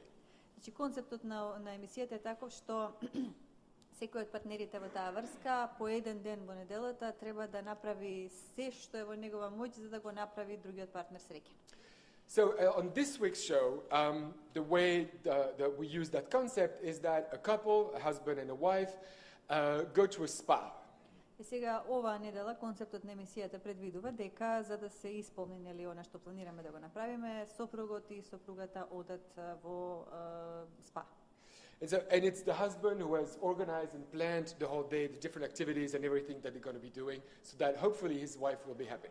И сопругот е тој кој што оваа недела треба да направи, ама се што може да направи за неговата сопруга да се надеваме да биде среќна. Now, me, the producer, I find a spa. I mean, I looked, as we said earlier, I looked at different spa, I contacted them, and I got a really interesting, good deal with one spa. Значи јас како продуцент, значи најпрво погледнав неколку спа центри, ги разгледав и успеав да склучам особено добар договор со еден спа центар. So that's where I'm going to shoot that week's episode. И епизодата за оваа седмица ќе ја снимам во тој спа центар. Now, can the name of the spa be repeatedly mentioned during the hour? Значи, дали во текот на емисијата може името на тој спа центар повеќе пати да биде спомнато? The answer is no, not really. That's not the nature of the program. That wouldn't be natural. Значи, одговорот е не, затоа што тоа нема да биде природно во таа емисија, затоа што природата на емисијата не е за спа центар.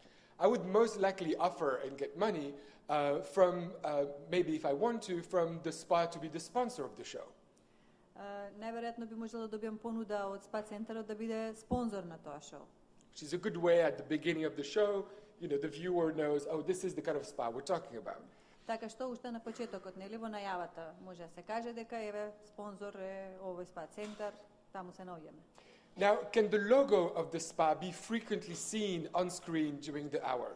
Чи дали логото на тој спа центар може повеќе пати да се види во текот на емисијата? Well, yes, if it's done naturally, and if you shoot naturally, again, if you don't give specific direction to the cameraman, you will see probably the logo all the time.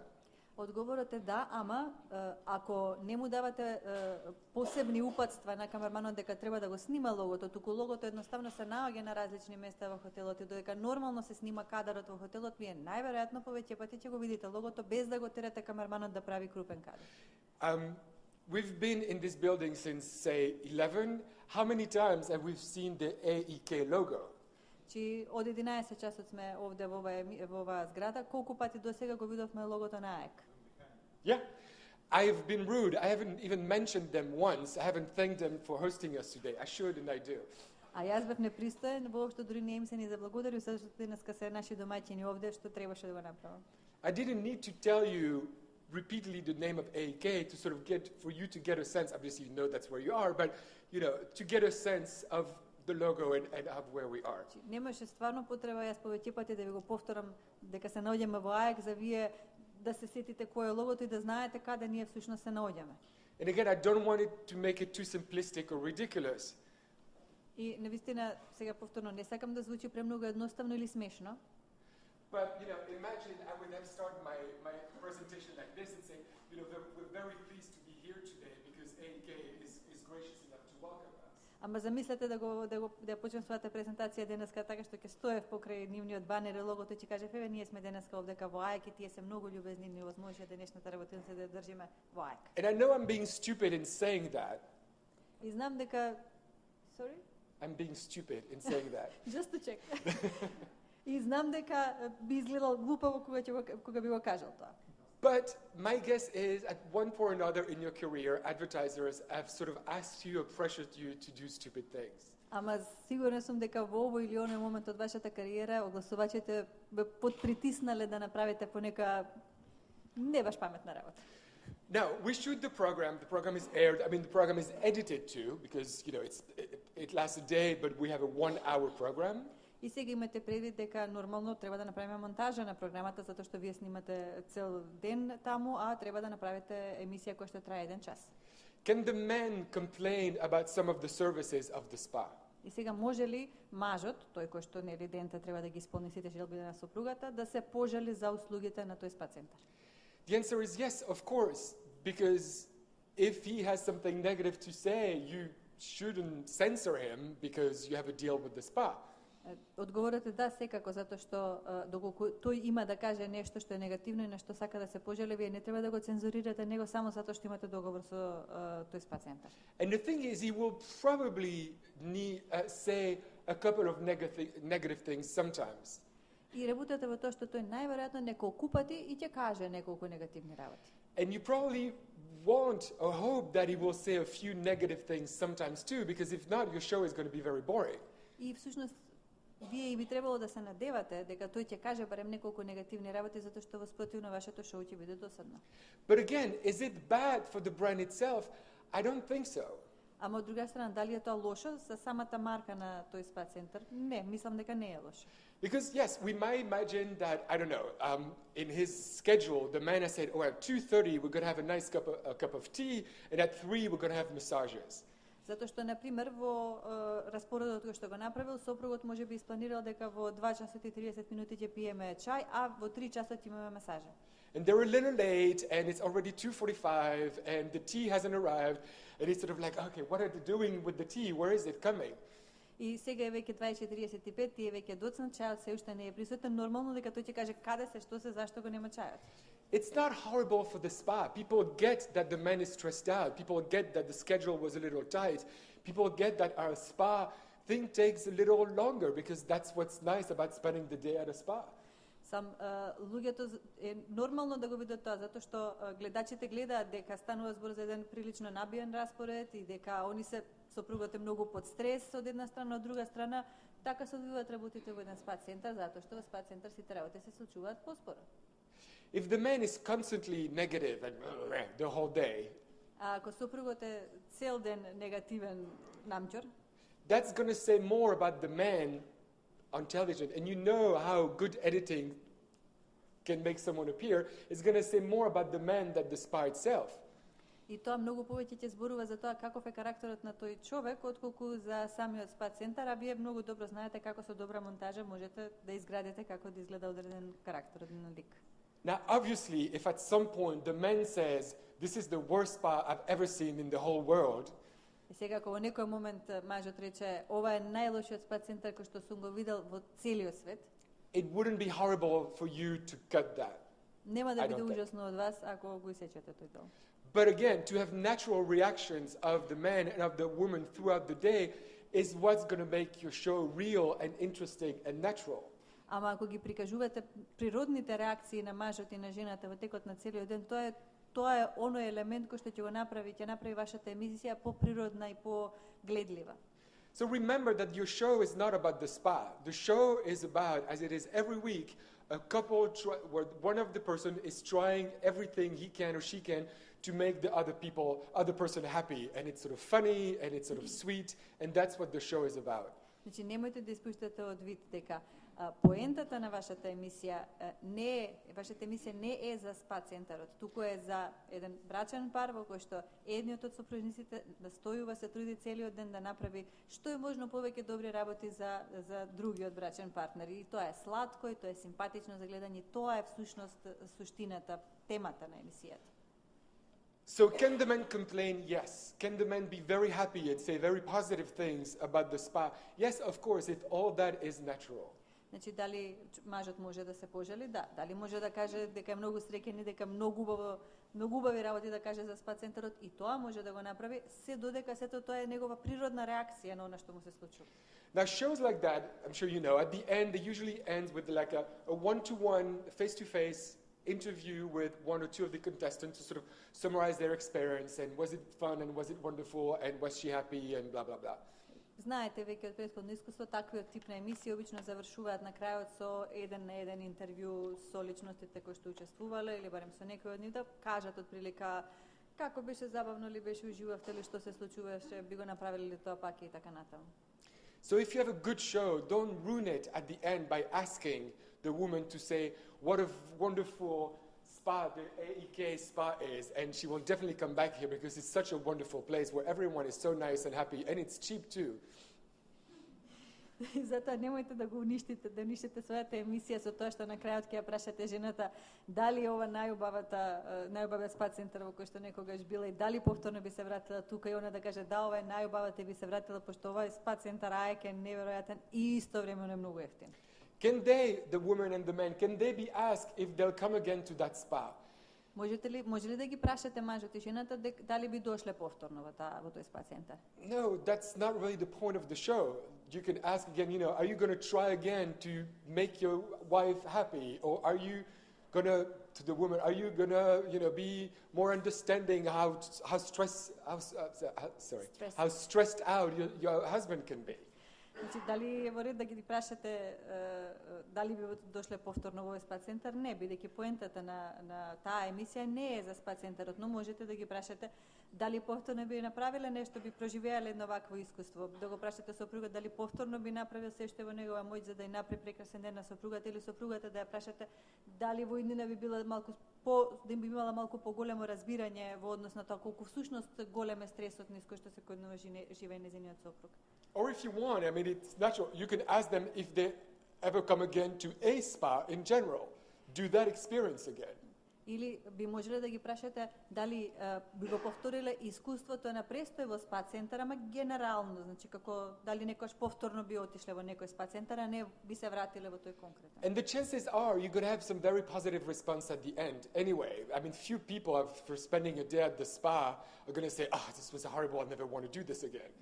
И најверојатно ќе добиете некои многу позитивни одговори на крајот, затоа што стварно мали се шансите после ден поминат во спа центар да добиете одговори за тоа дека ова беше ужасно искуство и немам намерен никогаш повторно да го доживеам. Plus, you're a good producer. You're going to choose couples to go to your show. They're sort of like nice and positive people. You're not going to choose and cast people who hate each other, are on the brink of divorce, and are ready to kill each other whenever one of the two opens its mouth. Изгора на тоа, бидејќи сте вие добри продуценти, ќе си изберете во кастингот парови кои што се симпатични заедно, кои што добро функционираат, нема да изберете парови кои што се на рап на развод и кои што не можат очи да се погледнат еден на друг.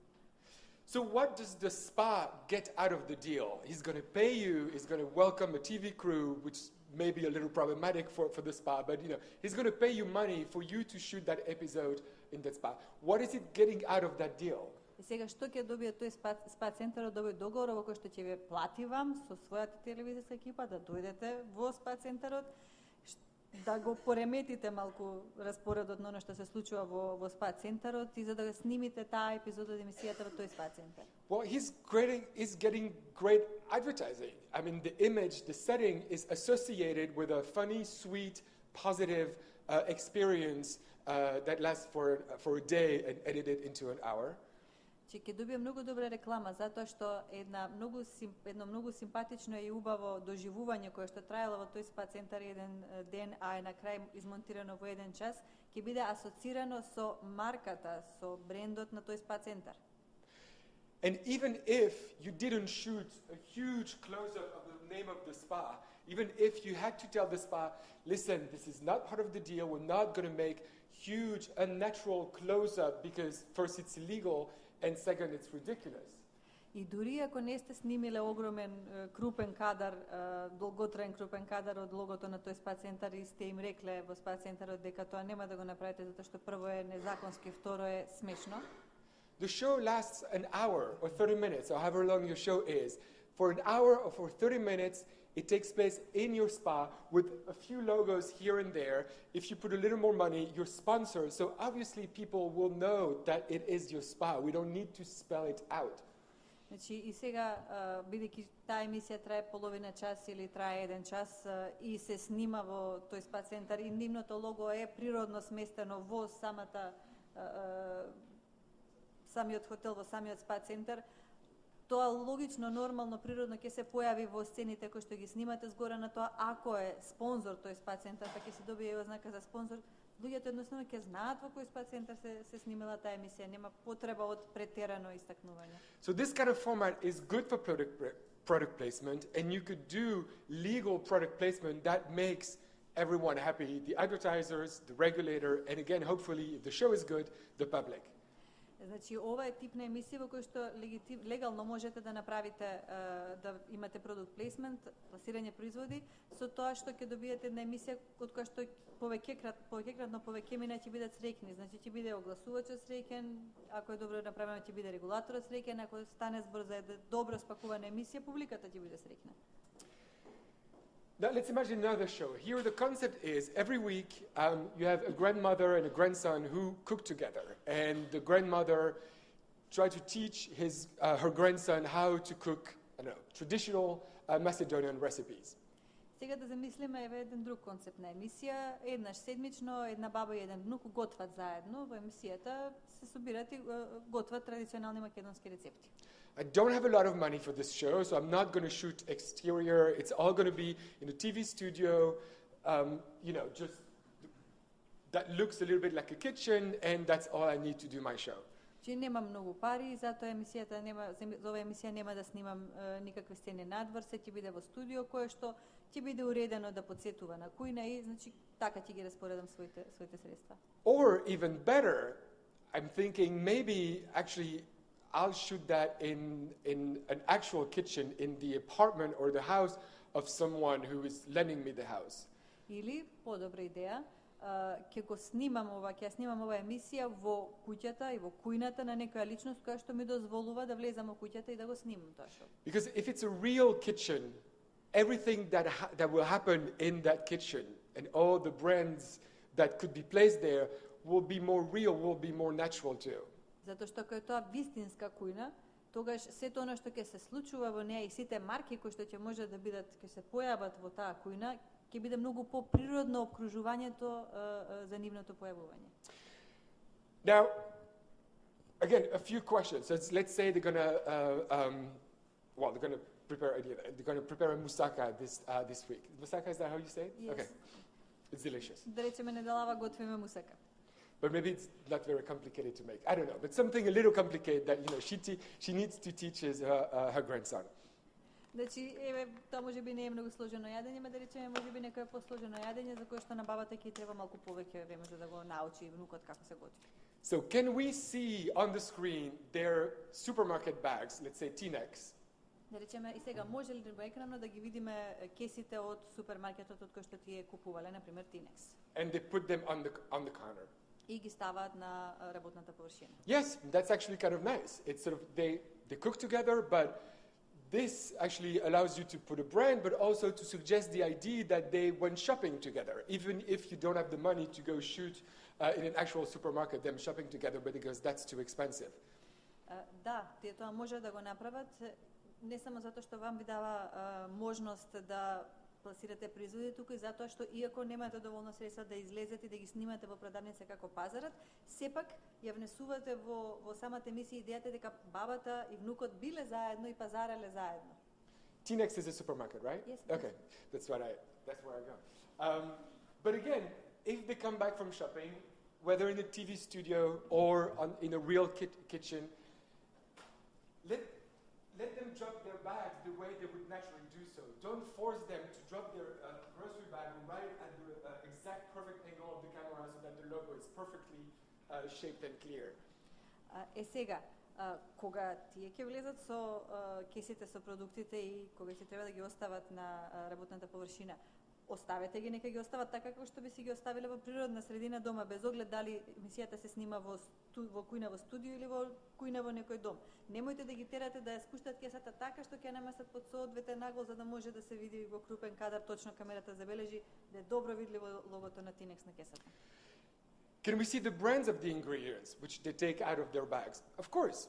Можеме ли да ги видиме марките на производите што тие ги вадат од кесите? Да, секако. I mean, we all cook with brands. I mean, you never buy olive oil that has no logo, no nothing on the bottle. Сите ние готвиме со производи кои што имаат некоја марка, ние никогаш не купуваме производ кој што ама баш никаква ознака нема на себе си. Now, can they mention the brand of the ingredients? I think that's much trickier. И сега може ли да ги спомнуваат марките на производите кои што ги користат? Според мене тоа е многу попроблематично. Now, I know that some brands have almost become names, like Tabasco. И сега знам дека постојат марки кои што всушност се станати генеричко име за одреден производ, да речеме табаско сос. But most of the brands haven't. And so you're going to say, oh, can you pass me the olive oil because we need to put some olive oil. You're never going to say anyone, can you pass me the XXX olive oil. That's not how we speak. Затоа што да речеме кога ќе му побарате масло, ви ќе речете може ли да ми го подадеш маслиновото масло, а нема да кажеш може ли да ми го дадеш тоа и тоа маслиново масло. So yes, the contract you have with the olive oil brand might bring you a little less money than the contract you sign with T-Nex because T-Nex will be more easily exposed and have better exposition. И да, навистина во овој случај договорот што ќе го склучите со компанијата што го произведува маслиновото масло можеби ќе биде за помалку пари отколку она со T-Nex затоа што сепак логото на T-Nex ќе биде повидливо отколку марката на маслиновото масло. So you can either offer the olive oil brand to be a sponsor of the show. И во тој случај можете на таа марка на маслиново масло да им понудите, односно на компанијата да ја понудите да биде спонзор на таа емисија. Or indeed just take little money from them, which is fine because as a producer, I'm going to have probably a lot of different contracts of product placement for that 30 minutes show. Или едноставно сосема во ред да добиете од нив и помалку пари затоа што како продуценти во оваа емисија ќе имате одреден број, односно ќе имате поголем број марки кои што ќе ги користите, производите ќе ги користите во текот на емисијата така што ќе се собере од сите тие марки. Can you discuss the quality of the ingredients? Може ли да зборуваме за квалитетот на состојките? Again, that's usually not very natural. I mean, if you buy tomatoes, yes, you could say, oh, I don't like this one because it's a little too mushy. Oh, this one is very firm, but you're not obviously quoting any brand, it's just a tomato. Сега пак тоа е проблематична ситуација. Ако купите домати и ги гледате го доматите и сосема во ред да кажете ова е малку скапан, нема да го потребим, ова е баш таков како што ми треба, ама тоа се домати, тоа не е марка на одреден производ. But as to discuss the quality of the brands, I can't really think, I mean, I'm not saying it's impossible, but I can't really think of a way where it would make sense or would be natural. Сега, ако сакате да зборувате за марките на производите, не можам баш да смислам начин како тоа ќе го направите, а да биде тоа сосема природно вклопено во дејството. But again, it's fine, because if the grandmother, who is an expert at cooking and who is such an amazing chef, buys the olive oil of brand XXX, we assume it's good olive oil. I mean, she's 72, you know, she's been around and she knows what are the good brands and what are the bad brands. Ама повторно тоа си има поинаква вредност која што носи, затоа што ако бабата е експерт за готвење и таа има 72 години, значи има големо искуство за себе си, ако таа ја купила таа марка на маслиново масло, тогаш и ние веруваме дека тоа маслиново масло е тоа кое што е добро и би требало да го купиме. So what about brands of cooking utensils, pans and pots? Што е со марките на садовите за готвење, куинскиот прибор, садовите за готвење? Again, my guess here, it's probably you won't be seeing in the brand. I mean, I know very few of pans and pots where the brand is so obvious that you see them. Значи, овде најверојатно марката нема да можете сама по себе да ја видите. Мислам дека има страотно мал број на производувачи на куинска опрема, куински апарати кои што така го лоцираат своето лого да биде толку лесно видливо. So if I'm the producer and say, Tefal, you have Tefal for the and Tefal comes to me and says, I love your show, I want to put product placement in it and try to mention it once or twice, I will have to say no because I don't know how to do that. И сега, ако сум јас продуцент на таа емисија и Тефал дојде кај мене и каже јас сакам да бидам дел во оваа твоја емисија и сакам да ти ги дадам сите овие тенџерини и тави со кои што ќе готвиш, идејата е само неколку пати да биде тоа продукт плейсмент и неколку пати да ми го спомнеш името во емисијата. Јас лично не би знал како тоа да го направам, а да биде тоа природно вклопено во емисијата. But because Tefal has money and I want to make money with my program, I'm going to try to offer them something else. They could be sponsor of the show. Меѓутоа, бидејќи Тефал има пари, а јас сакам да заработам пари со оваа емисија, тогаш ќе се обидам да им понудам нешто поинакво. Например, ним ќе им понудам да бидат спонзори на таа емисија. I could tell them, you know, be sponsor of the show, give me some pans and pots for free so that I don't have to pay that, and so it would be sort of an accessory. Значи, биди спонзор на емисијата, дај ми бесплатно тавчиња, тави, тенџериња што ми треба. And maybe I can also use like a short sort of billboard at some point in the program, which I will choose, because if I put it at the wrong point of the program, we all might get into a lot of trouble. Billboard, you mean like a split screen? A split screen, yeah. И јас во замена за ова ќе ти објавам телоп во некој дел од емисијата.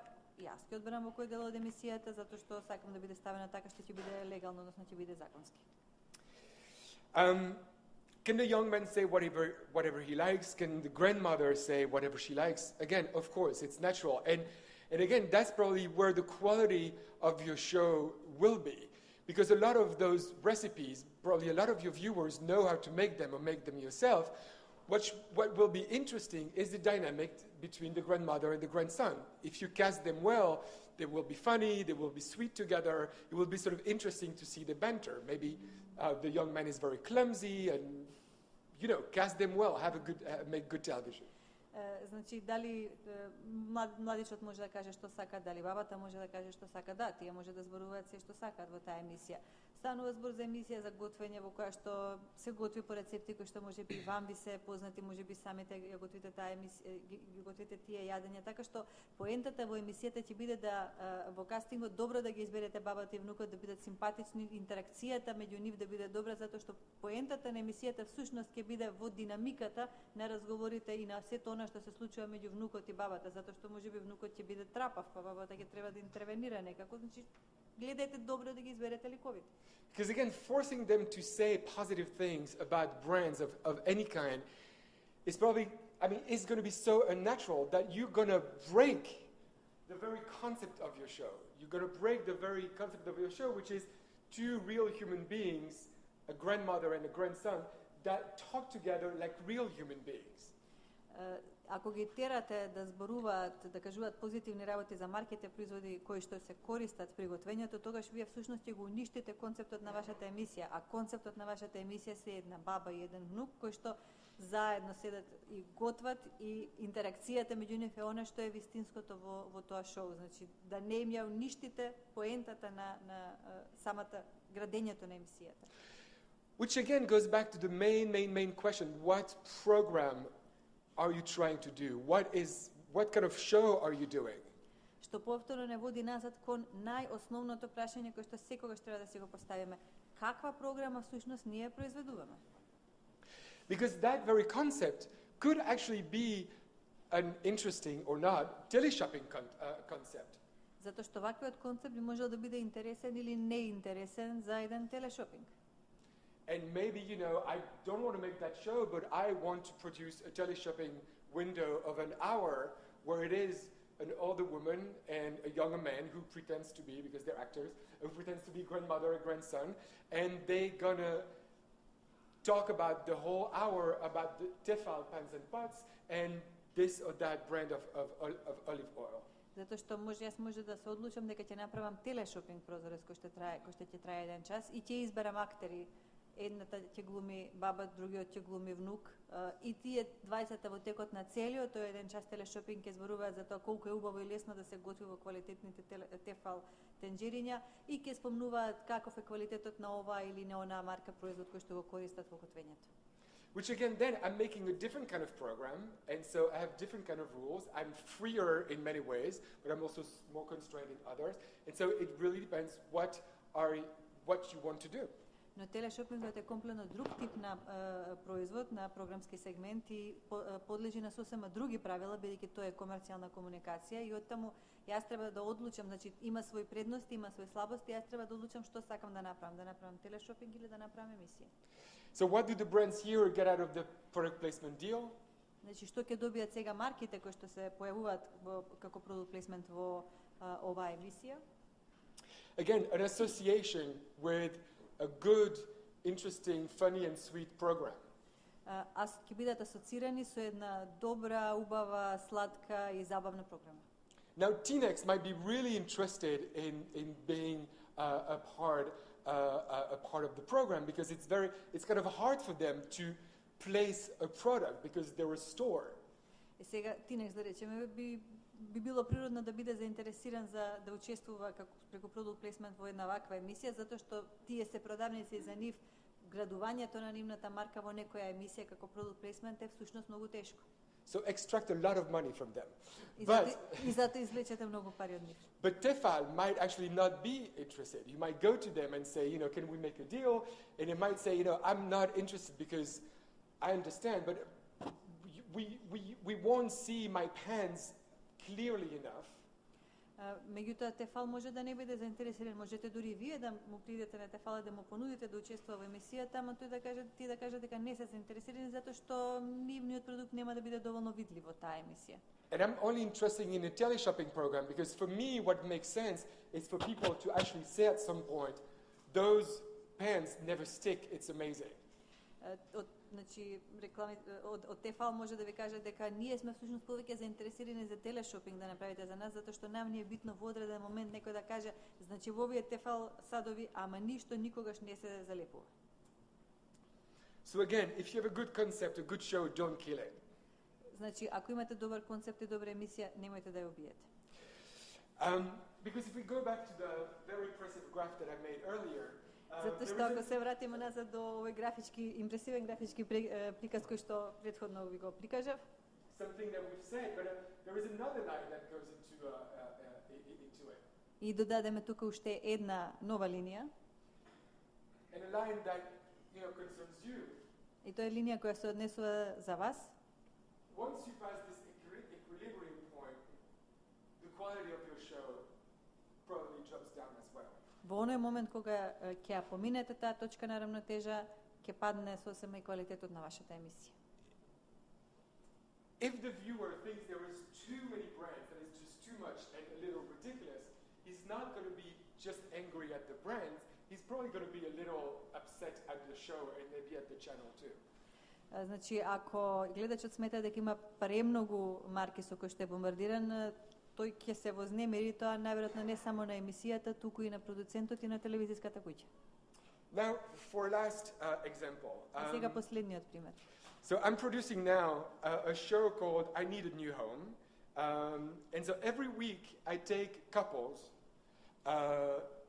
and who want to find a new home, and we go to a building or architectural company that will show what they do and how they work and what kind of house they do. Сега да замислиме дека ќе продуцирам шоу емисија која што се вика Потребен ми е нов дом, и секоја седмица земам по еден млад брачен пар и ги носам во една градежна компанија или можеби во некој архитектонско студио, кои што ни покажуваат што е тоа, што ни даваат понуда за тоа што е тоа што тие може да ни го изградат. So it could be, you know, a young couple from the country who wants to go live in the city.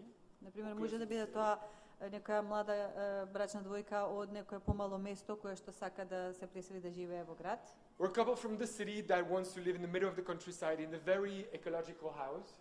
Или брачна двојка од град која што сака да живее некаде насред природа во сосема еколошки создадена куќа. Or an older couple that needs to find a house that is better suited for them because they're getting older and it's harder for them to walk and to climb stairs and all that. Или тоа може да биде постар брачен пар кој што сака да најде нова куќа затоа што име веќе стареат и не може да се качуваат по скали, потребен им е дом кој што им е попристапен за нив. But they all think that it's going to be difficult for them because they don't have enough money, they think, to build the house of their dreams or of their needs. Ама тие сите ќе мислат дека тоа е за нив многу тешко да го направат затоа што нема доволно пари да можат да го изградат домот од нивните сништа. So that's my concept. Тоа е концептот. Now, so does it make a difference how the companies, the building companies, the architectural companies are selected? Сега, дали е важно на кој начин се избрани градежните компании или архитектонските бироа? Yes, of course, and that's sort of, again, key for differentiating my program between product placement or sponsorship or whatever and advertisement. Да, и тоа како е важно затоа што тоа е она што ќе направи разлика меѓу мојата емисија како емисија во која што имаме спонзорство или продукт плейсмент или комбинација и класично рекламирање. Because again, the idea of product placement or sponsorship is that you can be paid by the company to work with them. Затоа што повторно идејата во спонзорството и во продукт и во пласирањето производи е тоа што можете да бидете платени од компанијата за да работите со нив. But you cannot work with them because you're paid. Ама не можете да работите со нив затоа што сте платени од нив. If you see the difference. Again, if one of, next week's show is about a couple who wants to live in something very ecological. Еве да видиме разликата, значи ако во текот на идната емисија темата ќе биде брачен пар кој што сака да живее во еколошка куќа. So that's my idea, me the producer, I came up with that on my own. Значи тоа е моја идеја, јас сум продуцентот, сам го смислив тоа. And so I myself, or the marketing department, looks and calls a few building or architectural companies that specializes in ecological houses. И јас или мојот маркетички оддел се јавуваме, гледаме што има на пазарот и се јавуваме, контактираме неколку градежни компании или архитектонски бироа кои што се занимаваат со градење таков тип на еколошки одржливи куќи. And so I will choose the one that seems to be better, maybe that offers me the most money, blah, blah, blah. But, again, I chose the concept of an ecological house myself, and then I looked for some, instead of someone coming to me and say, we build ecological house, we want you to do one of your shows on ecological houses. И можеби јас ќе изберам таа компанија која што ќе ми понуди најдобар производ или ќе ми понуди најдобар договор и од кој што ќе заработам најмногу пари. Меѓутоа поентата во тоа што дека концептот е мој, идејата е моја, јас сум отишол кај нив, јас сум побарал да соработуваме, а не тие дошле кај мене и ми рекле: "Слушај, ние правиме еколошки одржливи куќи и сакаме ти да направиш емисија за тоа како ние правиме еколошки одржливи куќи." So can the companies be sponsor of the show? Може ли компаниите да бидат спонзори на ова шоу? Probably, yes, and that's probably a good way for them to have clearly the name on the screen being said or shown at some point in the program. Најверојатно да, и тоа е најверојатно начин како тие можат да обезбедат во текот на емисијата нивното име јасно да биде истакнато нели како спонзор на емисијата во еден или друг нејзин сегмент. Is the product placement logo needed? Дали е потребно да се стави логото за пласирање производи? Most likely yes, and to be sure of not having any problems, I will put the product placement logo. Најверојатно да, и само за да бидам сигурен дека нема да направам никаква грешка, јас би го ставил логото за пласирање производи. Because I'm sure, lawyers could go into a very technical discussion about, is it really product placement? It's a house, it's an architect, you show. Make it simple. Yes, indeed, you are showing the product, you are showing the brand and mentioning maybe once or twice the name of the architectural company. So, it doesn't cost really any money to put the little PP logo. So just for the sake of safety, just put it. Да, сега може да се најдат адвокати кои што тука ќе спорат дека да, ова е куќа, па не е баш ова пласирање производ, па може ова и поинеку да се свати, па може и вака да се толкува и така натака. Меѓутоа да не влегуваме во една таква сложена дискусија, наједноставно е да ги поедноставиме работите, затоа што да, јас навистина ќе имам производ во таа емисија и ќе го представувам тој производ во таа емисија, зошто да не ги поедноставам работите и да играм на сигурни да го ставам логото за product placement, тоест пласирање производи. And again, can the couple discuss the quality of what they see? И може ли парот да зборува за квалитетот на тоа што го гледа? Yes, obviously that's part of the show. The concept of the show is people want to live in an ecological house. They're afraid they don't have enough money, so it's not possible for them to follow their dreams. Sorry. Да, може да зборува затоа што тоа е во концептот на емисијата. Тие сакаат да живеат во една еколошки одржлива куќа и немаат пари да ја направат самите и сега ќе дојдат и ќе гледаат таа куќа и ќе ја оценуваат дали таа одговара на нивната куќа со ништата. And then, we introduce them to an architect that built a house like that, and we can tell them, well, yes, it usually costs around this price, and, do you have that money? Oh, I'm only a teacher, but my wife does this. Again, natural conversation about, I want a house, can I have it, what does it entail? И да, ние ќе ги запознаеме со архитектот и ќе им кажеме, тој изработува таков тип на куќи, тој ќе им го представи концептот на куќата и ќе им каже тоа чини отприлика колку, па мажот ќе каже, јас сум учител, немам толкова плата, мојата сопруга работи, не знам што веќе таму работи и ние не можеме да се дозволиме еден таков тип на куќа. And again, you have to allow for, the reality of what it is to be human to appear on your show. И вие всушност мора да дозволите во вашата емисија да се појави реалноста на тоа што значи да се биде човек. Because maybe, I don't know, maybe the husband will say, well, actually, this is very nice, but the closest supermarket is like 20 minutes away. I've always lived in a city. I don't think I can deal with that. Затоа што може да се случи мажот да каже, да, ова куќа е супер и се тоа ке, ама најблискиот супермаркет се наоѓа на 20 минути од тука. Јас цел живот сум живеел во центар и цел живот продавницата ми била веднаш до мене и не знам како ќе се снајдам да живеам во вакви услови. And that's part of what makes your television program real and hopefully interesting. И тоа е она што вашата емисија ја прави реална и се надевам интересна. And again, there is nothing bad about that for the companies who paid a little money or some money to be associated with the program. И повторно тоа нема никаков проблем за појавувањето на одреден број други помали компании кои што плаќаат одредени средства за да се појават и да бидат асоцирани со таа програма. Because if their job is to buy houses in the countryside, people who don't want to live in the countryside are not very interesting customers anyway, so it's fine. Затоа што ако нивната работа е да купуваат, продаваат куќи кои што се наоѓаат некаде во природа или на село, тогаш нивни муштери и онака нема да бидат оние кои што не сакаат таму да купат куќи. But now again, the very almost same concept could be used to do a completely different kind of program. Ама овој ист концепт може да биде употребен за да се направи еден комплетно поинаков тип на програм. A teleshopping program. Односно да се направи телешопинг. And again, we use the word teleshopping because there is only one word to actually cover a lot of different kind of teleshopping programs. И сега повторно го користиме изразот телешопинг затоа што навистина постои само тој еден збор со кој што се опфаќаат најразличните типови на продукти кои што всушност представуваат комерцијална комуникација наречена телешопинг. I mean, in my country at least, usually what we think of when we think of teleshopping are just, a person or two in a studio that sells jewelry or pots or something. Во Белгија првата идеја која не паѓа на памет кога ќе спомнеме телешопинг е луѓе во студио кои што продаваат накит или некаков друг продукт, директна продажба. But this could be another form of teleshopping, but teleshopping nonetheless. Но ова би можело да биде една друга форма на телешопинг, ама сепак тоа би било телешопинг. Where you tell, and you make it known to every building and architectural company in the country that you have a teleshopping program which they can be on, and if they pay, your team is going to go there, shoot everything, and use actors to say how wonderful their houses are.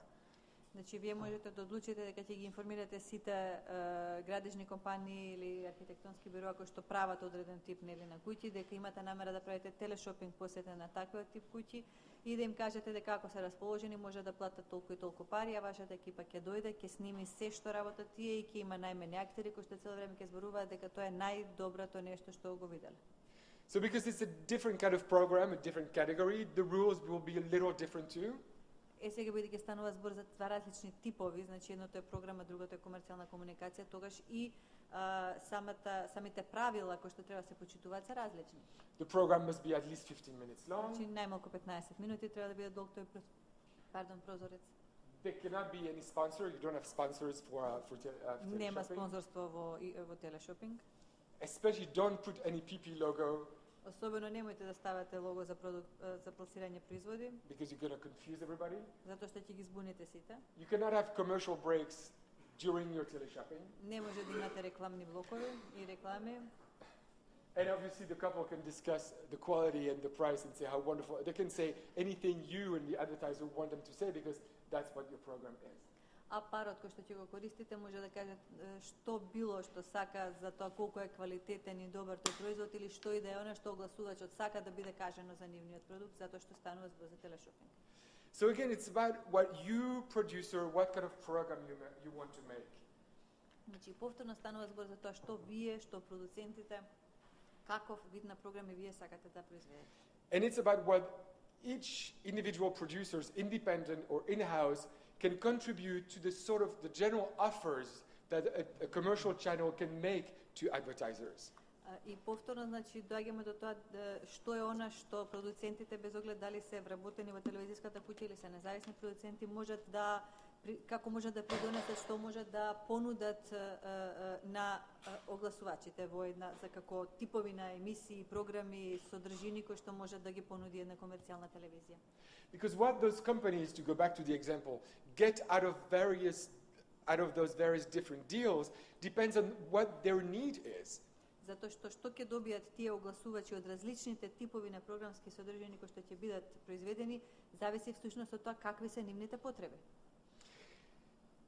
If you're a brand new company and you really need to get your name out there because people don't know you and for some reason it's important that they know your name.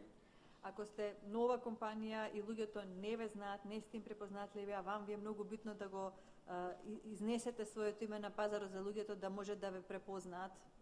Or if, you start to run the family's company and it used to be run by your father who had the same name, but you really want to show that it's a different person who runs it, who does different kind of houses that your father did. Или пак ако станува збор за еден семеен бизнис кој што досега го водел вашиот татко, а сега вие го преземате и вам ви е битно луѓето на пазарот да видат дека има нов газда во таа компанија и дека прави поинакви куќи од ониот кој што ги градел претходниот. Or your company that is well known for building huge apartment towers in cities, but you want to develop new activities of cute little houses in the countryside. Или ако сте градежна компанија која е позната по тоа што гради стамбени солитери во градовите, ама сега најнаш сакате да имате еден нов производ и тоа да бидат мали, симпатични куќички во село.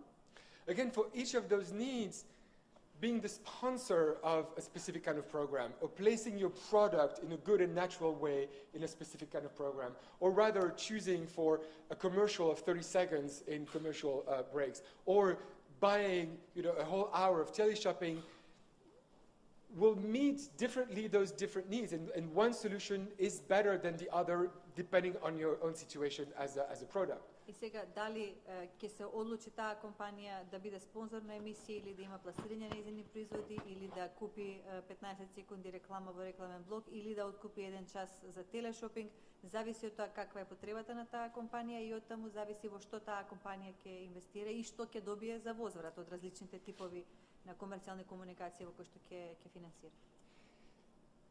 So again, and to finish here on product placement, all those rules which might seem constraining, don't do close-ups, don't do this, don't do that.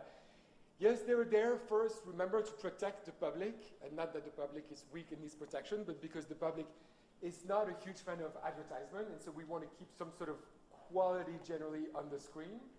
И значи да ја заокружиме полекова целина за пласирањето производи. Да, навистина постојат стриктни правила за тоа што може да се прави и што не сме да се прави кога во прашање пласирање производи.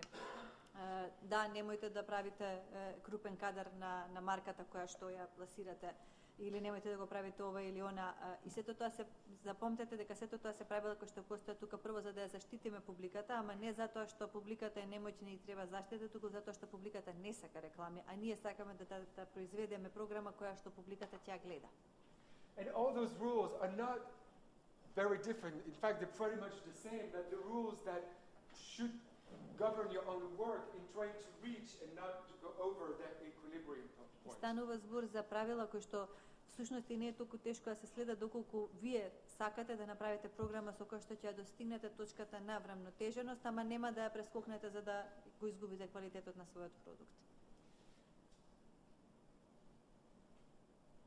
Was that, and we're going to talk more about advertising, but was that clear for everybody? Did that make sense? I know I'm sort of repeating myself, so... Се јасно, дали...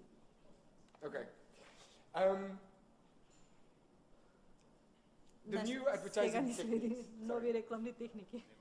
Ако има некои прашања? Sorry? Maybe they have some questions. Oh, that was part of that. Sorry, yeah, that's what I meant by... Како стоиме со време само? Is it clear? 2:30. До 3. It's 2:30, right?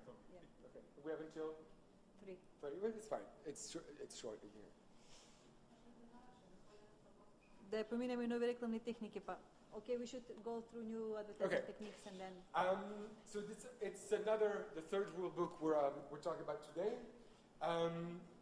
Again, the objectives of this particular rule book are fairly much the same as the objective of the other rule books. Значи ова е третиот подзаконски акт, уште еден правилник за кој што зборуваме денеска и неговата цел е фактички како и целите на сите други правилници, односно подзаконски акти за кои што зборуваме.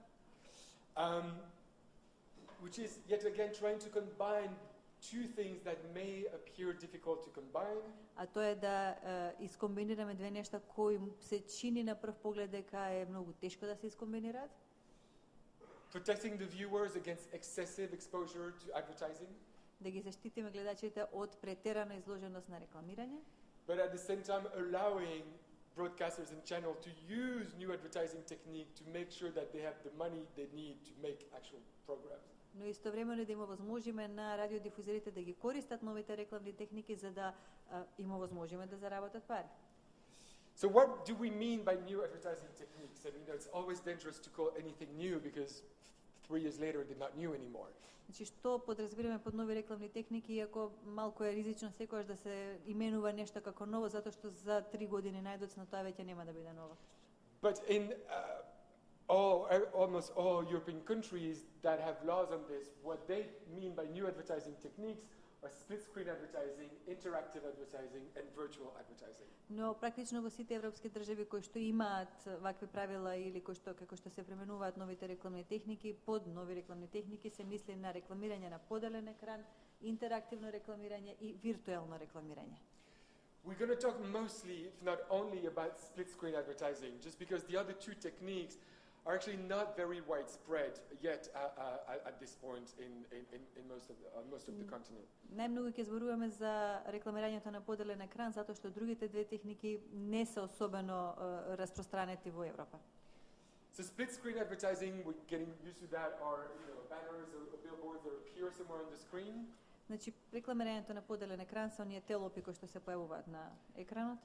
Interactive advertising is usually what we call the red button thing. That is, a sign appears saying if you push the red button now, you can discover more about this project or win prize or something. Интерактивното рекламирање уште го нарекуваме и црвено копче, затоа што се појавува некако едно копченце, едно знакче кое што и една информација дека ако сега стиснете на црвеното копче ќе преминете во интерактивната средина и ќе можете да следите реклами во врска со нешто. And virtual advertising needs to digitally insert an ad into an existing image where it didn't have that ad. А виртуелното рекламирање е по дигитален пат да инсертирате реклама во снимката онаму каде што претходно ја немало. So, and again, you all know that the split screen advertising has started a little while ago. It was originally especially used for self-promotion, announcing coming programs. Најчесто рекламирањето на поделен екран се појавуваше пред се за само промотивни реклами. And it's now used for more regular advertising too. А сега се користи за покласично рекламирање. All the pictures here are taken from an American TV show called American Crime. It's a fiction. Сите овие сцениве, сликиве се земени од шоу наречено American Crime, не го знам, американски. So, the link with what we discussed this morning is that the world is changing and you have all these sort of new techniques that appear that are sometimes hard to know, how much is legal, how to make it legal. И како што веќе зборувавме, значи живееме во време кое што континуирано се менува и постојано имаме нови начини на рекламирање и постојано мораме да видиме докаде е легално, што е легално. So what the governments and regulators have tried to do is always to try to stay somewhat flexible, somewhat adaptable for those practice to be allowed somehow, again, if they're well done and well made. И она што властите и регулаторите се обидуваат е цело време да останат до некаде флексибилни и прилагодливи на новонасталите ситуации за да овозможат да се користат нормално законски да се користат и тие нови рекламни техники кои што се појавуваат. But all this flexibility and adaptability, of course, is always framed by general constraints and restrictions, by fundamental principles that stay the same even if the world changes. Но сите тие нови рекламни техники кои што се појавуваат секогаш остануваат и може да се случуваат само во рамките на оние општи правила и ограничувања кои што постојат за комерцијалните комуникации без оглед колку работите се менуваат. So again, and we're not going to talk about that because we mentioned them, but the general constraints, general restrictions are in terms of program genre that are excluded, consumer protection, the products prohibited, protection of minors. Или општите правила за тоа што во кои емисии не може да се, односно во кои жанрови не може да се рекламира, заштита на потрошувачите, кои продукти е забрането да се рекламираат, заштитата на малолетниците да се обезбеди. But the fundamental principles in general, but especially here when we talk about split screen advertising, especially are I think are three different ones. Но клучните, базичните принципи кои што се специфични во оваа ситуација се следниве три. Again, that stays even if the world changes, but the clear separation, the recognizable separation between what is editorial content and what is advertising stays the same. Значи без оглед колку ќе се менува светот, неопходноста да може лесно да биде препознатливо, да се направи јасна разлика меѓу тоа што е програма, што е емисија, а што е реклама останува. It's stupid, but I mean it's obvious, but yes, we know that this is an ad. We know that it is an American fiction. There is no real confusion between the two. Значи нема овде забуна дека телопот е рекламата, а останатиот дел е емисијата која програмата која што се тече. Now, there is also the protection against excessive disruption for the viewer and for the integrity of the program, which again is a fundamental principle that we all try to apply because viewers don't like advertisement that much. They don't like to be distracted, disrupted, bothered, annoyed by advertisement. И повторно тука е заштитата од прекумерно прекинување на програмата, нарушување на интегритетот на програмата со пречесто ставање реклами, затоа што, да повториме уште еднаш, публиката не сака реклами, затоа ние мораме да ги заштитиме од тоа да станат вознемирени, да се изнервираат и да ја сменат програмата на крајот на криштот. And again, as always, editorial independence and integrity of the program. И повторно, како и секогаш, уредувачка независност и интегритетот на програмата мора да бидат заштитени. So what is disruptive? What do we mean by excessive disruption? Because if we start with the idea that people don't like advertising, anything will be disruptive. Значи, што мислиме под тоа кога ќе кажеме прекумерно да се прекинува, да се нарушува интегритетот на програмата?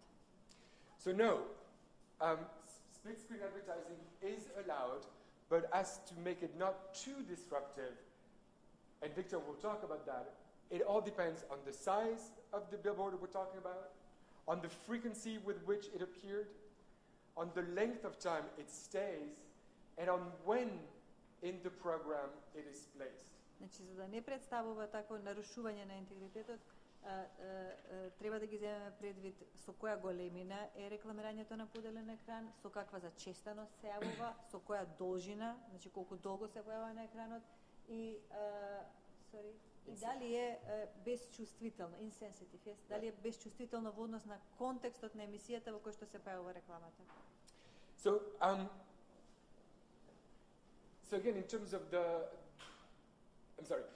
and one of the rule, but that's the easiest one, is that it's too disruptive also if it doesn't allow you to follow the program, to understand what's going on. Секако најмногу се смета дека представува нарушување доколку е толку големо и присутно што вие всушност не можете да ја гледате програмата, значи ве спречува да се гледате програмата која што всушност ја гледате. And that's written in the law, that's written in the directive. It's why, for instance, you don't put a billboard on subtitles because you can't read the subtitles there. Тоа го има во македонскиот закон, тоа го има во директивата и тоа е причината поради која што не ставате тело врз титлот. So disruptive, as I was saying, size, frequency, length, insensitive, the context, as Emma was saying.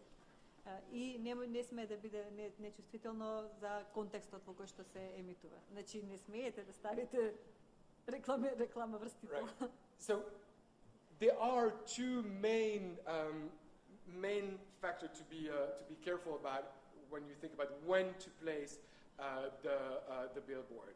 Значи има два клучни фактори кои што треба да имате предвид кога одлучувате каде ќе ставите одредена реклама на поделен екран. The first we talked about earlier, and it's about when you linked it, when you combine it with product placement or maybe sponsorship, but especially product placement. Значи едното е кога комбинирате со пласирање производи до некаде и со спонзорство, но многу повеќе со пласирање производи, значи не можете да ја ставите во моментот. So make sure that you put it at a time where it doesn't make your product placement illegal, that is, when certainly product placement and the billboard makes it an encouragement and incitement to buy a product.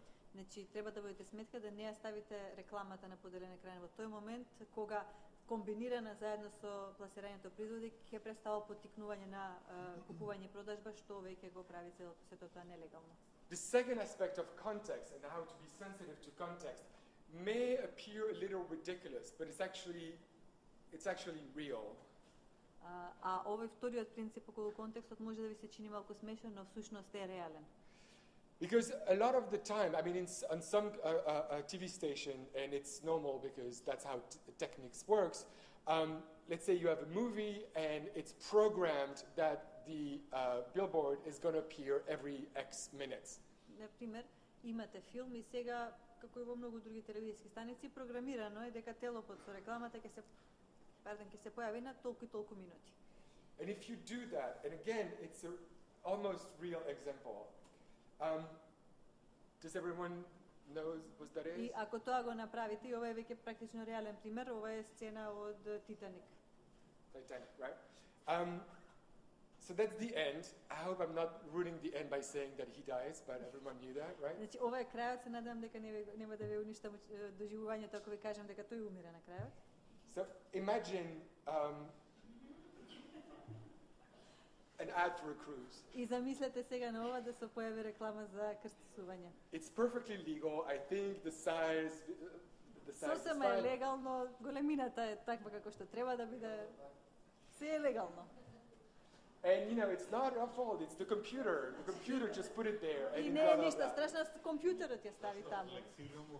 But the thing is, this may look funny, and it was intended to be funny, but it actually happened in Belgium. It was not for a cruise ship. It was for, I don't know the ad, but it was for another ad, an ad that was more sensitive in terms of the content, but very, very, very much insensitive in terms of the time when the ad was put, because at the end, I'm sorry. Иако овој пример беше смешен бидејќи беше избран со цел да биде смешен, навистина во Белгија се случи еден пример кога контекстот во кој што беше емитувана една реклама беше сосема погрешно избран.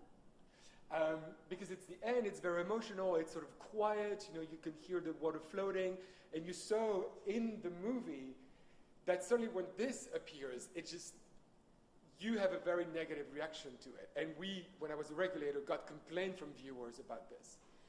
Но ова е веќе крајот на филмот, вие 2 часа го гледате филмот, веќе се е тив која слушате водата, знаете дека се ова последните мигови, тој сега ќе умре и таа повеќе никогаш нема да го види и најнаш се појава ова реклама на поделен екран и ние навистина додека работев во белгискиот регулатор добивме поплаки од граѓаните поради тоа што во таков момент во филмот се појави реклама на поделен екран. I know this is very subjective, thinking about what is the right moment to place a billboard, because especially if people don't like billboards, there is never a right moment.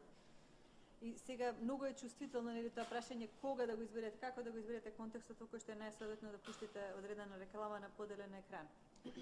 But the thing is, this is the kind of question that sometimes the regulator may have to deal with, because when people complain, they have to look at the complaint and to make a position. Ама тоа е прашање со кое што регулаторот понекогаш се соочува и мора да го разреши, затоа што кога добива представка од граѓанин кој што се жали на некоја така конкретна ситуација, мора да ги разгледа, работите од сите аспекти за да донесе решение, да донесе одлука. Which is why this notion of sensitivity to context is embedded. I think it's even written when we talk about integrity of the program. That's also what we Поради што ова прашање на водење сметка за контекстот во кој што се става рекламирањето на поделен екран се наоѓа вклучено во правилникот кој што се однесува на новите рекламни техники. Виктор? Една минута само, инаку на цигара пауза имаше едно прашање. Дали пласирањето производи се смета во оние 12 минути на еден реален час? Не се смета. Дали спонзорството се пресметува во тие 12 минути? Не се пресметува. Тоа е тоа. Нови рекламни техники, го враќам назад. Што опфаќаат рекламирање на поделен екран, интерактивно и виртуелно. Интерактивното и виртуелното се уште во техничка сфера на научна фантастика. Одиме на рекламирање на поделен екран. Поимникот е едновремено прикажување аудиовизуелна програма и рекламирање на 2 дела од ист екран, без да се наруши следење на програмата, а најчесто се користат куси рекламни спотови, реклама на кајрон или на тело. Не е ништо ново, веќе го преминуваат радиодифузерите кај нас. Одговорноста на уредникот уште еднаш. Должен е да ја заштити содржината и обликот на програмата во целина, што нема да ги заведува гледачите. Програмата не смее да се сведе на средство исклучиво за интересите на гласувачите и спонзорите. Инсерирањето нови рекламни техники во одредена аудиовизуелна целина мора да ги почитува авторските и сродните права. Марк збореше за тоа. Ограничување нови рекламни техники. Во програми за деца не смее да ги има, во програми со информативна функција, значи подвлечено е, за време трајање на вести и на ТВ дневници, или каков било вид информативна програма со религиозна или теолошка тематика. Подвлечено е за време трајање на вести или ТВ дневници, затоа што пак разликата помеѓу програма и аудиовизуелна целина. Вестите и телевизиските дневници се аудиовизуелна целина, составена е од повеќе рубрики, внатрешна, надворешна политика, обично завршуваат со спорт или временска прогноза. Да речеме дека завршува делот за внатрешна политика, водителот на тој дел од емисијата ги одјавува, завршува со последниот прилог, оди подвижен кајрон за одговорен уредник и новинари и така натаму, тогаш кога веќе таа аудиовизуелна целина е завршена, комплетна, има своја поента, тогаш може да се инсертира некоја реклама. Или, да речеме, пред да почнат вестите, има кадар воведен, како водителот на вестите го мести микрофонот, чека да почнат вестите. Значи, не е почната програмата, не е почнат првиот прилог, нема генерална најава за вестите, тогаш веќе почната е најавната шпица, може да се инсертира реклама. Но не додека трае прилогот во вестите. Или, ако трае, да речеме, некаков ТВ дневник во кој што има и разговор во живо со одреден актуелен, да речеме, политичар или некоја друга јавна личност, не смее да се дели екранот додека трае нивниот разговор, бидејќи тоа го нарушува целиот концепт и вербално и визуелно. Програми со образовна функција, документарни програми со религиозна теолошка тематика, после овој пример со Титаник, да речеме, нема потреба да се контекстуализира зошто во религиозна и теолошка тематика не може да има на другиот дел од екранот некоја, да речеме, реклама за спортска облажувалница. Други програмски сегменти, религиски служби и проповеди. Рекламирање преку поделен екран. Рекламата преку поделен екран може да опфати вертикално или хоризонтално половина од ТВ екранот, само ако на другата половина непречено и визуелно и тонски може да се следи содржината на аудиовизуелната целина. Рекламата преку поделен екран не смее да биде поголема од четвртина ТВ екран ако покрива или видоизменува суштински, визуелни и тонски делови од аудиовизуелната целина, ликовите, текстот, титлот, музиката, но не смее да го покрие ни логото на медиумот, ни други ознаки што му даваат на гледачот корисни информации за програмата, например за ПП знакот за пласирање производи или заштита на малолетници. Мислам дека е практика веќе дури да се појавува поп-ап како само, како се вика, најава за собствените програми, само промотивни, ќе следите после оваа епизода, ја следите новата епизода од таа и таа серија, меѓутоа поп-апот веќе го покрива знакот за заштита на малолетници или го покрива логото на медиумот кој што тоа го емитува. Меѓу две емитувања реклами преку поделен екран треба да поминат најмалку 15 минути. Во програмите покуси од 15 минути дозволено е едно рекламирање преку поделен екран. Тоа е тоа.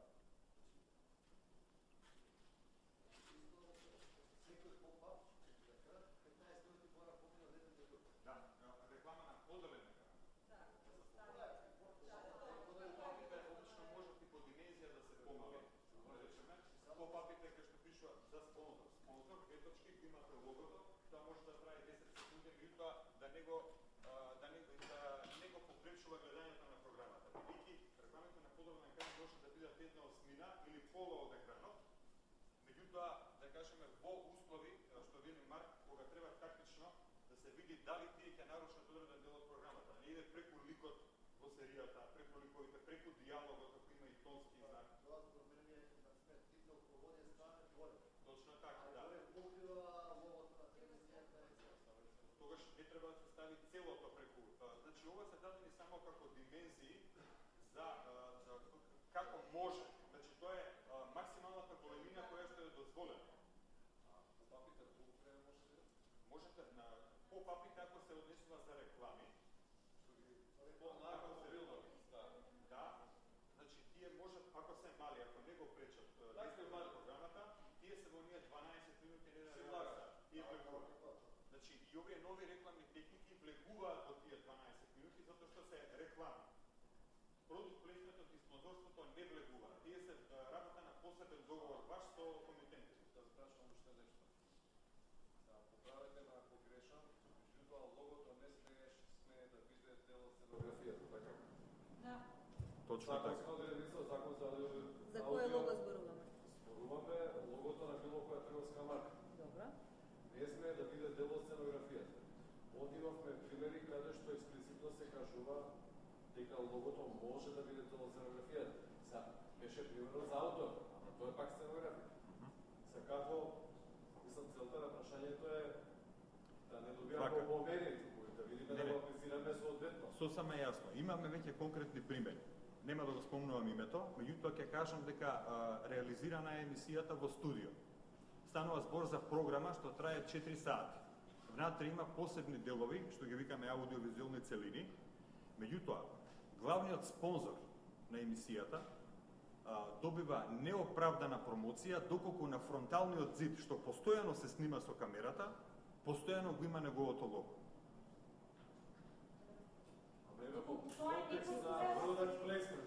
Значи, зависи од самиот жанр на емисијата. Ова е, значи, продукт плейсментот. Не, продукт плейсментот, да речеме, Марк зборуваше, например, дека компјутерски може да се обработи едно студио, може да бидат празни бели зидови, а во постпродукција компјутерски да се ставаат на зидовите имиња на брендови. Тоа е окей. Ама ако е природно вклопено во дејството и ако имате договор за продукт плейсмент. Ако имате договор за продукт плейсмент. И ако ставите знак пласирање производи на емисијата. Но не може да се каже, ние сме на почетокот од емисијата, ние сме во иновативниот центар на тој и тој, во тоа и тоа студио, и сега, како и да ја вртите камерата, да снима, и фронталниот зид, и бочните зидови, постојано го снимаат или логото на фирмата, или пак нивни продукти. Јас, значи, продуцирате што да продуцираат таа емисија, ние бевме на состанок во Агенцијата за аудиовизуелни, и ни послучија дека доколку нема крупен кадар, во кој што јасно се гледа логото на таа фирма, не е битно, значи тогаш е дозволено, затоа што тоа е дел од сценографијата на емисијата. Меѓутоа, доколку е крупно и доколку запаќа поголем дел од екранот, тогаш е проблематично. Стануваме збор за поголемиот екран, не е дозволено, малите екран е дозволено. Би било, значи, Марк... Малите екрани може да бидат проблематични, затоа што на малите екрани во Ама цело може време и течат се реклами. проблематични, дали може видео? Ама мора да бидат природно вклопени во дејството. Вие сте избрале да го брендирате студиото. Дали е природно да биде така брендирано студиото? Избрано е тоа студио. Избрано е тоа студио, значи вие треба да го прилагодите прво студиото така што природно ќе биде да биде интегрирано во. Значи тоа е Значи како како примерот што го даде Марк за спа центарот. Значи вие ако се Не, окей. Ако вие снимате во тој спа центар, нормално е дека некаде ќе се види логото, ама тоа лого е таму секогаш. А вие имате друг тип на емисија, каде што со друга поента избрано студиото во кој што работите и на друг начин, значи Не, од друга страна во таа емисија проблематично се тоа што се појавуваат неколку прилози специјално снимени за спонзорот. Не би било проблем. Тоа и Марго нагласи неколку пати, доколку имате честна практика, кажете дека се работи за спонзор, делот што се однесува како аудиовизуелна целина прилог посветен на спонзорот, или ќе го решите како рекламен блок, како ќе го означите, или ќе кажете дека се работи за спонзорирана емисија. Тоа воопшто не е проблем. Доколку имате пласирање производи, нормално дека ќе го аплицирате знакот за пласирање производи.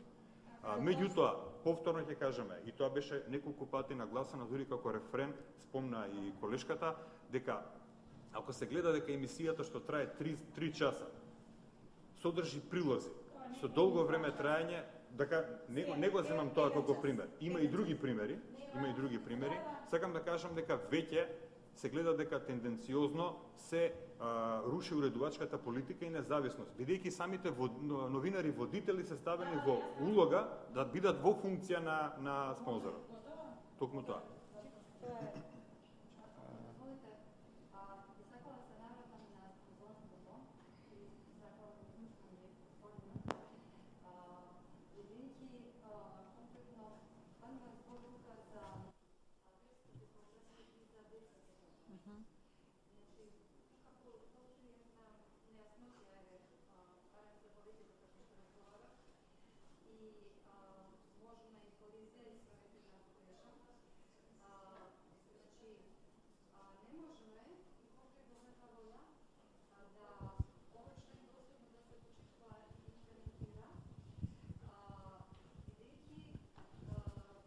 Да, на микрофон ако сакате ве молам.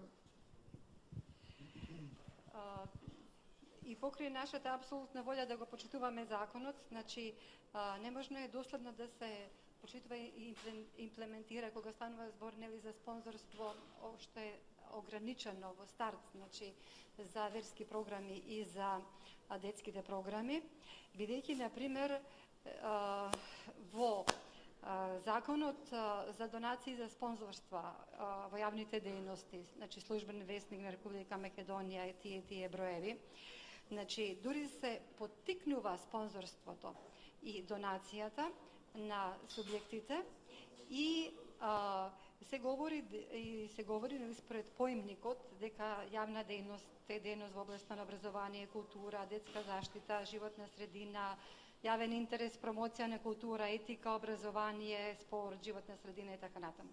Тоа е еден момент. Втор момент е според истиот закон, дека правата и обврските од договор за спонзорство мора да бидат во согласно со Уставот, нели? И со законите на Република Македонија. И тоа е така регулирано и на крај има даночни поттикнувања на спонзорство и на донација. Сега да не должам, на некој начин, а од друга страна пак, има секако и филмскиот фонд и министерствата и така натаму во конкурси, каде што имаме програми, филмови или документарни образовни емисии со верски карактер или детски програми. Што значи дека тие дури во својата буџетска спецификација стои дека процентот на од страна кој сте бара, нели, од одредена структура и институција е лимитиран, дали на 60, дали не знам на колку проценти, додека во самата буџетска спецификација стои останатите извори од буџетот се бараат од други институции кои продуценти или спонзори. Значи, во самата буџетска спецификација стои дека ние сме принудени да бараме спонзори да реализираме таков жанр на програма. Што значи дека сме и задолжени во одјавна шпица или како и да е, според законска регулатива, да тој спонзор биде некако, нели, овакво и промовиран за неговото име и за таа поддршка што ја дал. Од друга страна, нас како продуценти овдека, значи, до колку што видов во Агенцијата за медиуми, до број 6 се поголеми национални јавни сервиси, што претпоставува, нели, дека имаат и поголем буџет од нели, субјекти кои што се поголеми правни субјекти и поддржани од нив. Од број 6 до 64 станува збор за локални и регионални телевизии и нас, како јас сум независен продуцент, може би стотици ви подобро знаете независни продукции, на кои што им е потребно спонзорство за да направат една верска програма, затоа што ни треба джип да одиме до манастир, затоа што ни треба авионски билет за да отпатуваме до Израел или некое трето место, со што фактички на некој начин ние сме оневозможени да продуцираме домашна продукција на ваков вид на програма. Мислам дека во старт анулирање на можноста на спонзорство на вакви програми е навистина една дискриминација баш за тие програми за кои што ни е потребна најголема поддршка за да ги продуцираме, бидејќи знаеме ние како стои маркетиншкиот колач во Македонија и колку всушност се можностите на малите и средни предпријатија да помагаат во ваков тип на програма која представува едукативна програма и која што е многу потребна и се чувствува недостиг од истата на пазарот. Сега да преведам, сакате Марк да ги одговори, сакате некој од нас да ви одговори, сакате комбиниран одговор? Мислам дека одговорот како и да е сигурно ќе биде истиот. Mark, it's about why there is a ban on sponsorship on programs with theological and religious subjects and content, because the lady argues here that it is a sort of discrimination, because those kind of programs, according to her, need the most support from sponsors in order to, if they want to go to a monastery, they need a jeep, or if they want to go to Israel, they need a plane ticket. So why is this? She claims that it is type of a discrimination, that the law forbids this kind of sponsorship.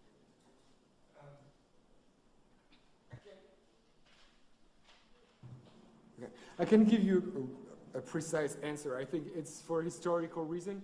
I think they've always seen us protected. And so, because, you know, if you look at the category of program, of genre programs, which cannot receive or display advertisement of any sort, they're usually sort of the noble genres, you know, like children and information. And so I think there is a tradition that religious programs should be sanctified, so to speak, and given the same protection as of the noble program. And as every tradition, sometimes it's there for such a long time that no one questions it anymore. So that's just how it is. But it's not specific to this country. It's something in the whole continent. So за Република Македонија, туку е карактеристично за Европа како континент. Во одреден момент е одлучено дека постојат одредени типови жанрови или одредени типови емисии кои што се благородни и чија што благородност треба на тој начин да биде зачувана, како што се например програмите за деца или како што се например програмите на со религиозна содржина, затоа што тие се сметаат за нешто што е на известен начин свето и влегува во таа категорија на благородни програми кои што треба да бидат издвоени од комерцијалните практики. Некои такви практики, такви одлуки се донесени некогаш во одреден период и толку долго се во сила што повеќе никој не ги доведува во прашање. Но овие практики... Remember that advertising, and this is not a judgment that I'm making, but advertising in laws, in directives, since the beginning of it, has always been treated somehow negatively. Advertising is something that we protect children from. And so again, the fact that some genres like religion or news are protected gives a stature to do this program rather than discrimination. И, значи, од почетокот на своето појавување рекламирањето е нешто што се третира како нешто негативно и оттаму издвојувањето на одредени жанрови како жанрови на кои што им е потребна заштита, дали станува збор за вестите или за програми за деца или за програми со религиозна содржина, повеќе представува нивно издвојување во позитивна смисла и нивна заштита отколку нивна дискриминација. Do you have more? А инаку што се однесува до законот за спонзорство и така натака, имате предвид, ние овде зборуваме за спонзорството како аудио и аудиовизуелна комерцијална комуникација, која што се применува во телевизиските и во радиопрограмите и лекс специјалис по кој што постапуваме и кој што е почеток и крај на она што го работиме во сферата на радиото и телевизијата или на аудиовизуелните и аудио медиумските услуги, е тој законот за аудио и аудиовизуелни медиумски услуги. Не треба да го мешаме со другите типови на спонзорство. Ние овдека не зборуваме за тоа која компанија кому ќе му даде спонзорство како поддржување на нешто. Ние овдека зборуваме за спонзорството како начин да се обезбедат финансиски средства за продуцирање на телевизиски и радиопрограми, а да не заборавиме поради фактот што телевизијата и радиото користат добро на Република Македонија за да дојдат директно во нашите домови и директно да повлијаат врз нас, без оглед дали ја гледаме и слушаме таа програма посветено седејки или само сме некаде во куќата и случајно го следиме тоа.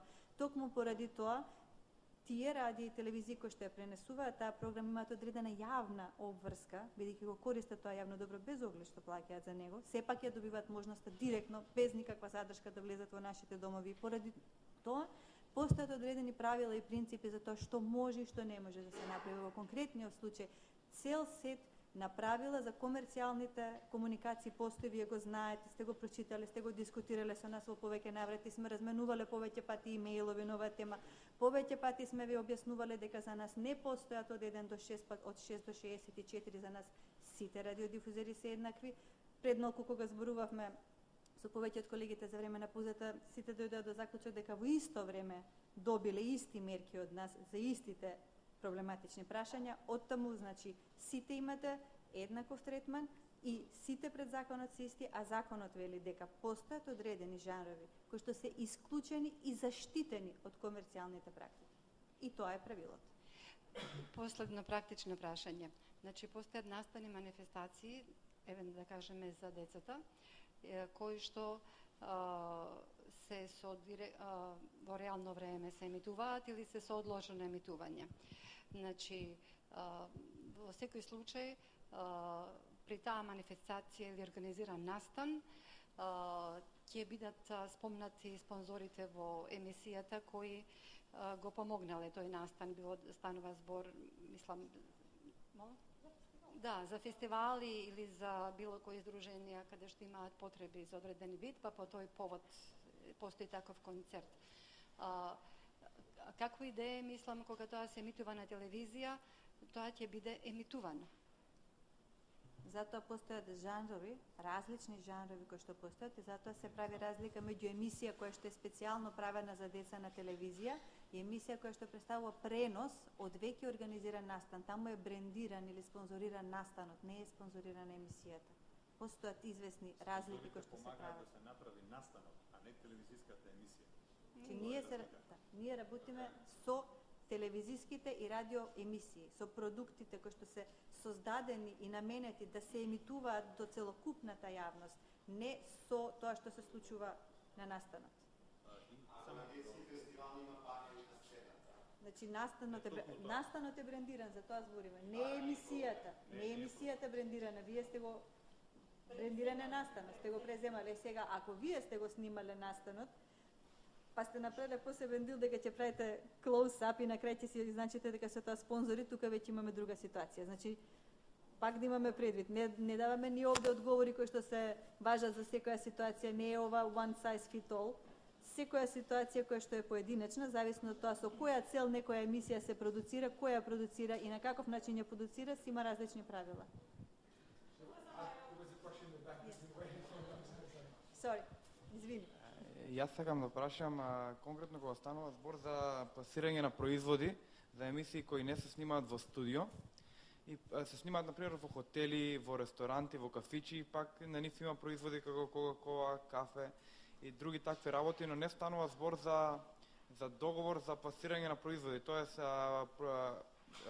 тие фирми, компании што ги има во самата емисија не се платиле за тоа, ни пак сме се спонзори на таа емисија. Дали треба да имаме некој договор за бесплатно? I guess this would go to you.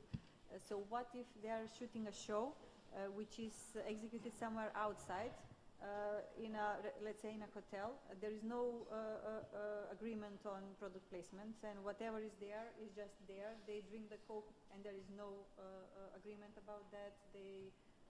The coffee is there, everything has brands all around, but they did not sign any contract in order to have it as a product placement. What can they do in that situation? Then it means you're back in 1985, when we did television before all that. It means that, yes, you're shooting reality, so reality is there, and any effort you can make to not show the brand, you should make them. That is, indeed, if you're in the street, fine, there are a lot of things you cannot do about the brands, and it's fine. I mean, there are billboards, there are placards, but if then, your two characters or two people that you're shooting sit down at a table, they shouldn't be drinking, or they shouldn't, or if they're drinking water, you take this out before bringing water to them. That's all. So it doesn't mean that you're responsible for every brand that appears on the screen, but make some sort of effort when you can avoid the brand to do so. This being said, if the bottle looks weirder without the brand, maybe just leave it there. But then it's your own job as a producer, as a cameraman, as a regular person shooting something normal, not to make advertisement for anything, especially when you're not getting paid for it. But you're not responsible for the state of our streets and for everything that is in reality. Just make sure that whatever you can do, you do, not to make it look like an advertisement. Because again, in a sense, it's your question is good. It's the reverse coin of the same thing we've been doing. Be true and honest in what you're doing and in showing and in telling your audience what you're doing. If you're doing advertisement, some sort of advertisement, you have to identify it. If indeed you're definitely not doing advertisement, make sure that your public doesn't think you are. So there is nothing illegal in shooting in the streets and having brands. It's just for you and for your public, just make sure that the public doesn't think that you're being paid for that. And so whatever you can do, you do. The rest is just reality and, it's everyday life. Да се обидам да сумирам накратко, поентата е, Ако веќе се најдете во ситуација да снимате својата емисија во простор кој што е брендирана, вие немате намер, значи не добивате никакви средства од тоа, тогаш ако станува збор за снимање на улица каде што природно се стојат билбордите, каде што поминуваат такси возилата кои што имаат, некој ги спомна преска на ползата такси возилата кои што имаат марки и така натака, вие потрудете се што помалку да ги снимете тие работи, но таксијата поминуваат, билбордите се тука, тоа е реалниот живот. Ако веќе седите, имате интервју, например, кој што се случува во некој ресторан, потрудете се што е можно помалку да се гледаат марките кои што ги има таму, затоа што ќе испадне дека ги рекламирате, а вие ни всушност не ги рекламирате. Односно, одстранете ја марката од шишето, или ако ви ептен чудно свртете ја. Добро, ама или јас би ви рекла, не мора од шише да пијат, можат и од чаша да пијат, таа не е брендирана. Прашањето... Добро да се... може и две прашања? Само секунда, да довршиме, Марк збара уште еднаш и господинот.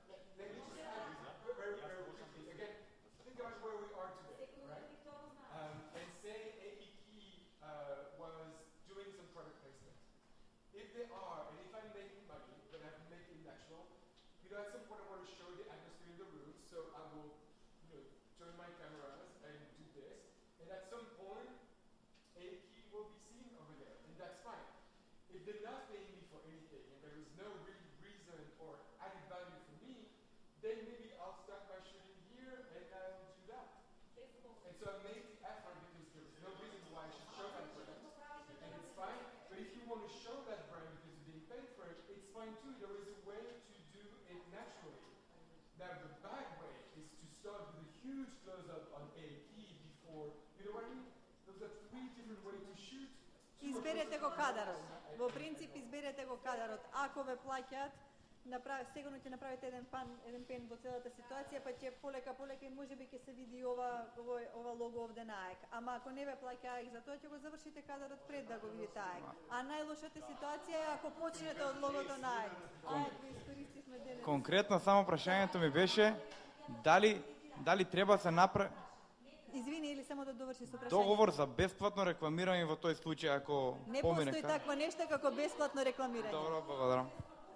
Значи тргнете ги брендовите, ние не знаеме дека вие не ги рекламирате. Јас извинувам само да повели сте. Во актуелниот закон стои дека може реклами во детски емисии на 30-та минута и може реклами во вести. Правилникот е посебен од законот или? Значи, овдека се зборува за рекламирање на поделен екран кога има, за да не се наруши интегритетот на емисијата. Значи, ако е подлога од 30 минути, да, дозволени се рекламни блокови во неа. Меѓутоа, бидејќи станува збор за нова рекламна техника, има посебни правила. Членот вика дозволено употребата на нови рекламни техники, а правилата под кои што ќе се користат новите рекламни техники се утврдуваат со подзаконски акт кој што го изработува агенцијата. Значи рекламите остануваат и во детските и во вестите. И остануваат, но зборуваме за начинот на употреба на новите рекламни техники. Добро, и спонзорство не може да се идентификува во текот на детската емисија, каде да го ставиме? На најавно или на На јавната или од јавната шпица? Фала многу. Или?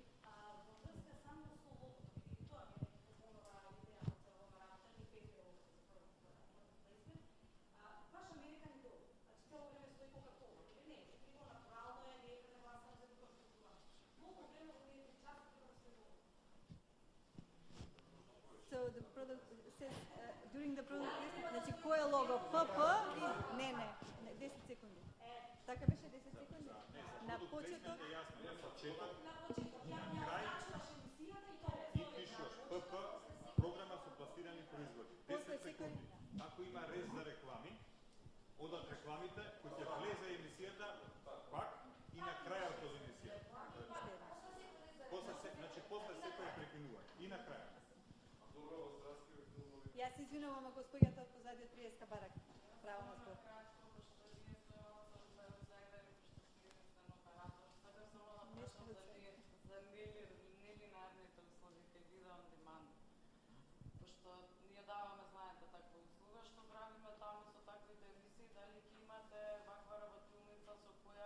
на која ги учествуваат и независните продуценти, значи оние кои произведуваат само емисии, а не одделни емисии, наречеме. Што треба ние да направиме, дали дополнително во каталогот треба некако тоа да го означиме, и плюс уште едно прашање, што правиме со странските, да речеме, со странските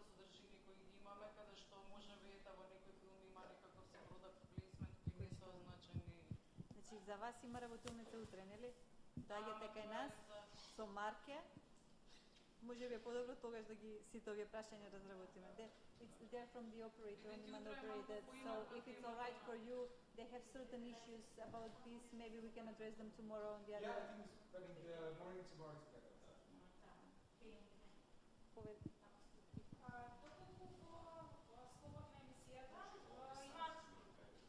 Постои настан кој што новинарски се опфаќа и при тоа изјавата се снима до банер на кој што е на пример од А зошто би се снимал до банера да рече? Доколку е брендиран настан, доколку таму има простор предвиден за медиуми. И нема ништо друго освен тој брендиран простор. Дали смее да се снима кај банерот, прво тоа ме е прашањето. So if there is a live event and there is a conversation with a person which is made right next to this big banner, I asked why in that place. And и тоа е посебен простор за новините брендиран. And it is a special place where for the journalists, and that space for the journalists is branded. What then? I don't understand. I mean, I understand the setting. What is the question exactly? So this happens, and then what is the question? Дали можеме да снимаме таму и дали тоа се смета како реклама? Can they shoot there and or is it considered to be right. I think you're probably referring to a difficulty that we have, and I think a lot of countries have, is that after football matches or sporting events, you want to interview the sports It's all person. the same for the same thing. Right. And then his manager says you're obligated to interview him in front of that. It's despicable. It's annoying, but usually it's illegal, but usually regulator tend not to punish the journalist or the broadcaster. When that practice started, some regulator had issues with the journalist or with the channel itself, but because they were able to prove that they had no choice, either it was that or they couldn't interview the sports person. Usually regulators say, well, okay, you did something illegal, but it's technically not your fault, and so we're going to close your eyes. But it's a situation that has been going on for at least 20 or 30 years now, and people have just gotten used to it. But it's still legally it's unacceptable. But that's how it is. And so I don't know of any country where the channel or the journalist has been condemned or fined or sanctioned for that, because every time they've been able to prove that it really wasn't their fault. And if they try not to do that, This is the FIFA rule. yeah, absolutely. Which is the same thing that when you shoot a football game and you have all these ads around the field. I mean, there we know that it's not like the commercial channel is making a lot of money from this advertisement. That money doesn't go to the channel. So Тоа ми е прашањето. Дали се делот на Стрикна таква постановката на самиот настан или дела таму мора да снимате, се прогледува низ прстите. Тоа иако вика дека е нерегуларно. Да не биде креирана таква ситуација. Тоа е да не биде тоа што ја препознаваме како креирана. regulators either know the reality of facing. Организирана програма во филмови, во серија дозволена под песна заради поттикнување на продукција. Тоа е заповед експлицитна. Нели треба да стојат зборовите, не треба. Тоа е странска програма. Ако е домашна, Кинематографско дело, филм, серија, серијал, дозволена продукција. Can I just because in a way, don't forget that it's not advertising per se, because the definition of advertising is that you show a brand in return for money. And here, if you're forced to do that, you're not getting money, so you're not doing advertising yourself. But it's true, and that's what's most enraging for the channels themselves, is that they are advertising the brand and they're not making any money out of that. The money is going somewhere else by using the image of the TV channel. So that's why I said it's sort of an acceptable situation, because the circulation of money is just sort of tricky and not very straightforward. But technically, the journalists and the channels are not doing anything wrong, and I don't think really anything illegal either. So again, they don't really run into problems with that. If they can prove that indeed it's not part of their deal. Јас би прашала продукт плейсмент и кога се дарува нели подароци на гости во емисија, во забавна емисија. Колку тоа се смета за реклама, колку е, мислам, легално нели, колку се рачуна во рекламно време тој продукт плейсмент како подарок на гостин? Дали воопшто се смета во рекламно време и колку е легално? Мислам дека да, легално е, меѓутоа дали се рачуна како реклама? Now, just to translate this, if there is a show and in the show guests receive presents, what kind of a Во знак на благодарност, нели? As a thanks for being present here, what sort of a commercial communication can we deem that if these are the presents given just because they have been here into the show? It depends on how we show them, what we say about them. If indeed, this is a TV show and Victor is our guest today, to thank him, we offer him a Samsung phone, or we offer him a car, or we offer him No. flowers. It's fine. If indeed to thank you for being here, here is a Samsung phone, and thanks again, and we hope to see you soon. That's product placement. You mention the brand, you give the phone, that's fine. If I give that and I say, oh, and we're giving you this phone, it's a wonderful phone, and you'll see you're going to be so happy with it, it's probably going to be one of the best phones you've had. And you make a close-up of the phone, then that's advertisement for me. Океј, меѓутоа тоа не е потикнување, нели? Значи само да преведам за сите, значи зависи на кој начин тоа ќе се направи. Ако денеска Виктор е тука наш гостин и ние за да му се заблагодариме за тоа ќе му подариме еден телефон Samsung или нека кола и ќе му кажеме еве ти го подаруваме овој Samsung телефон и се надеваме дека ќе ти видиме повторно во нека друга емисија, тогаш тоа е продукт плейсмент, пласирање производи, треба емисијата биде означена и се е во ред. Меѓутоа, ако почнеме со тоа дека ти го даваме овој последен, овој најнов тип на телефон на Samsung кој што има најдобри перформанси и кој што сигурно е супер и така натаму и дадеме крупен кадар на Samsung телефонот, тогаш веќе тука имаме рекламирање. Воопшто не станува збор за продукт плейсмент. Тука ако почнеме да го палиме, if we start talking about their qualities, then we go to прикриено рекламирање и поттикнување на продажба. Јас извинам само некако поред како сме ве виделе.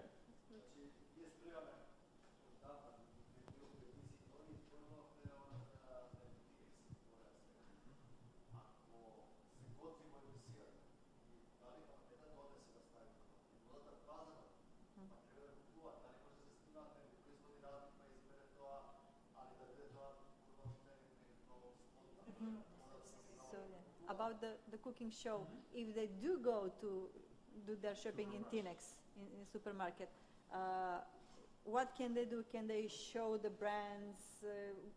What is the practice? If we are at the market, it's one thing, but we are in the supermarket. So what do we do now? Again, whenever you ask those good questions, remember what we said earlier. How different would the show look like if it wasn't product placement? If you're not paid by anybody, but you want to start your cooking show by the grandmother and the grandson going to the supermarket. So if you're not paid at all, you're probably gonna again avoid as much as possible the brand, okay? And especially you're not gonna show in which supermarket you are. So that's sorry. Значи, не заборавајте секогаш да се прашате себе си во таквите ситуации како поинаку би изгледала оваа емисија кога не би имале продукт плейсмент. Значи, ако никој не ве плаќа ништо за да отидете во продавницата и да купите, тогаш вие веројатно нема да покажете во кој маркет сте и ќе се потрудите што е можно помалку да се гледаат марките. Right? So that's how you shoot that scene. If it's possible, because the whole supermarket is branded.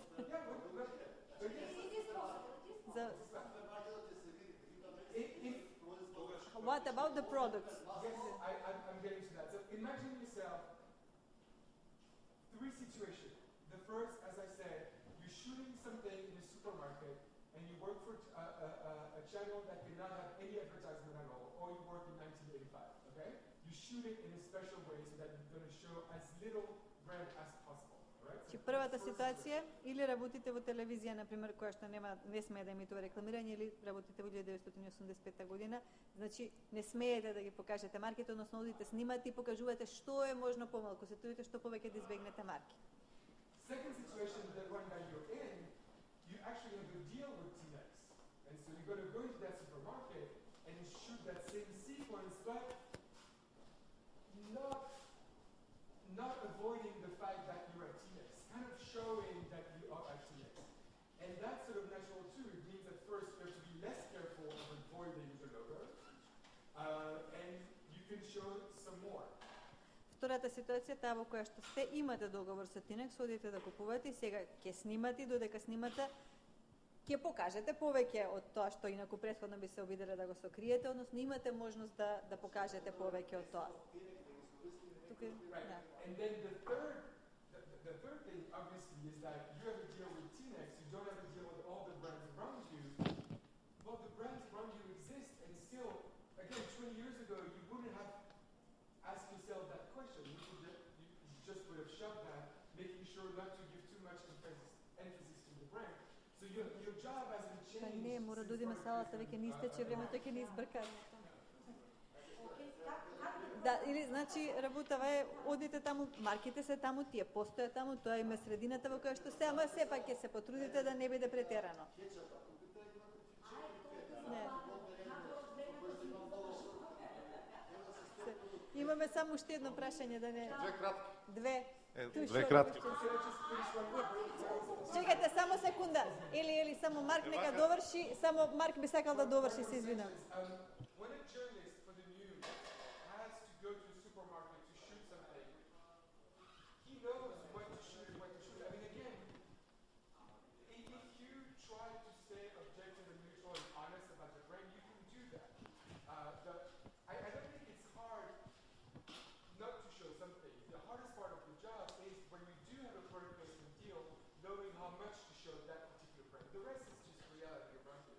Или кога за вести би снимале прилог, би знаеле отприлика што да избегнете, како да избегнете. Проблемот можеби најмногу е во тоа кога имате договор за продукт плейсмент, па сега до каде треба да покажете, мерката да ја најдете, балансот да го покажете фактички тоа. Може меѓутоа да не се претерува, да нема поттикнување на продажба, да нема прекумерно изложување, да нема крупни кадри, значи ниедно тие работи и нормално вие да сте тие кои што сте дошле со концептот и вие сте побарале да имате со нив договор, а не тие да дојдат кај вас и да кажат ајде снимиме сега една програма. Господинот има две кратки прашања. Вака прво ќе се вратам за програмите за деца ме интересира, на пример пак кај детски фестивали, конкретно еве Сидо, Златно Славиче се емитува на телевизија, не зборуваме сега за позадина каде што е веќе брендирана нели од спонзори, туку телевизијата емитува во текот на самото емитување на фестивалот на песничкиве, попа банери онакви. Си се емитува. Дали е тоа сега забрането по новиот закон? Не смееме веќе да ги емитуваме. Така, значи во програми за деца не може да се користат нови рекламни техники. Тоа попа се рачуна, значи да, значи можете сега доколку се подолги од 30 минути да се и емитувате рекламни блокови. Уште едно прашање. Во склоп на емисија за деца, значи една од епизодите, да речеме или не една, може и 2-3, е договор за спонзорство конкретно со Виталија, каде што децата ја посетуваат фабриката, гледаат здрава храна, се учат. Исто е веќе забрането. Тоа е продукт плейсмент. Тоа е, мислам, забрането. Да. Тоа од секогаш било забрането, порано сме го третирале како прикриено рекламирање и редовно кога ќе дојдело на ред за анализа имало мерки. Никогаш не било дозволено.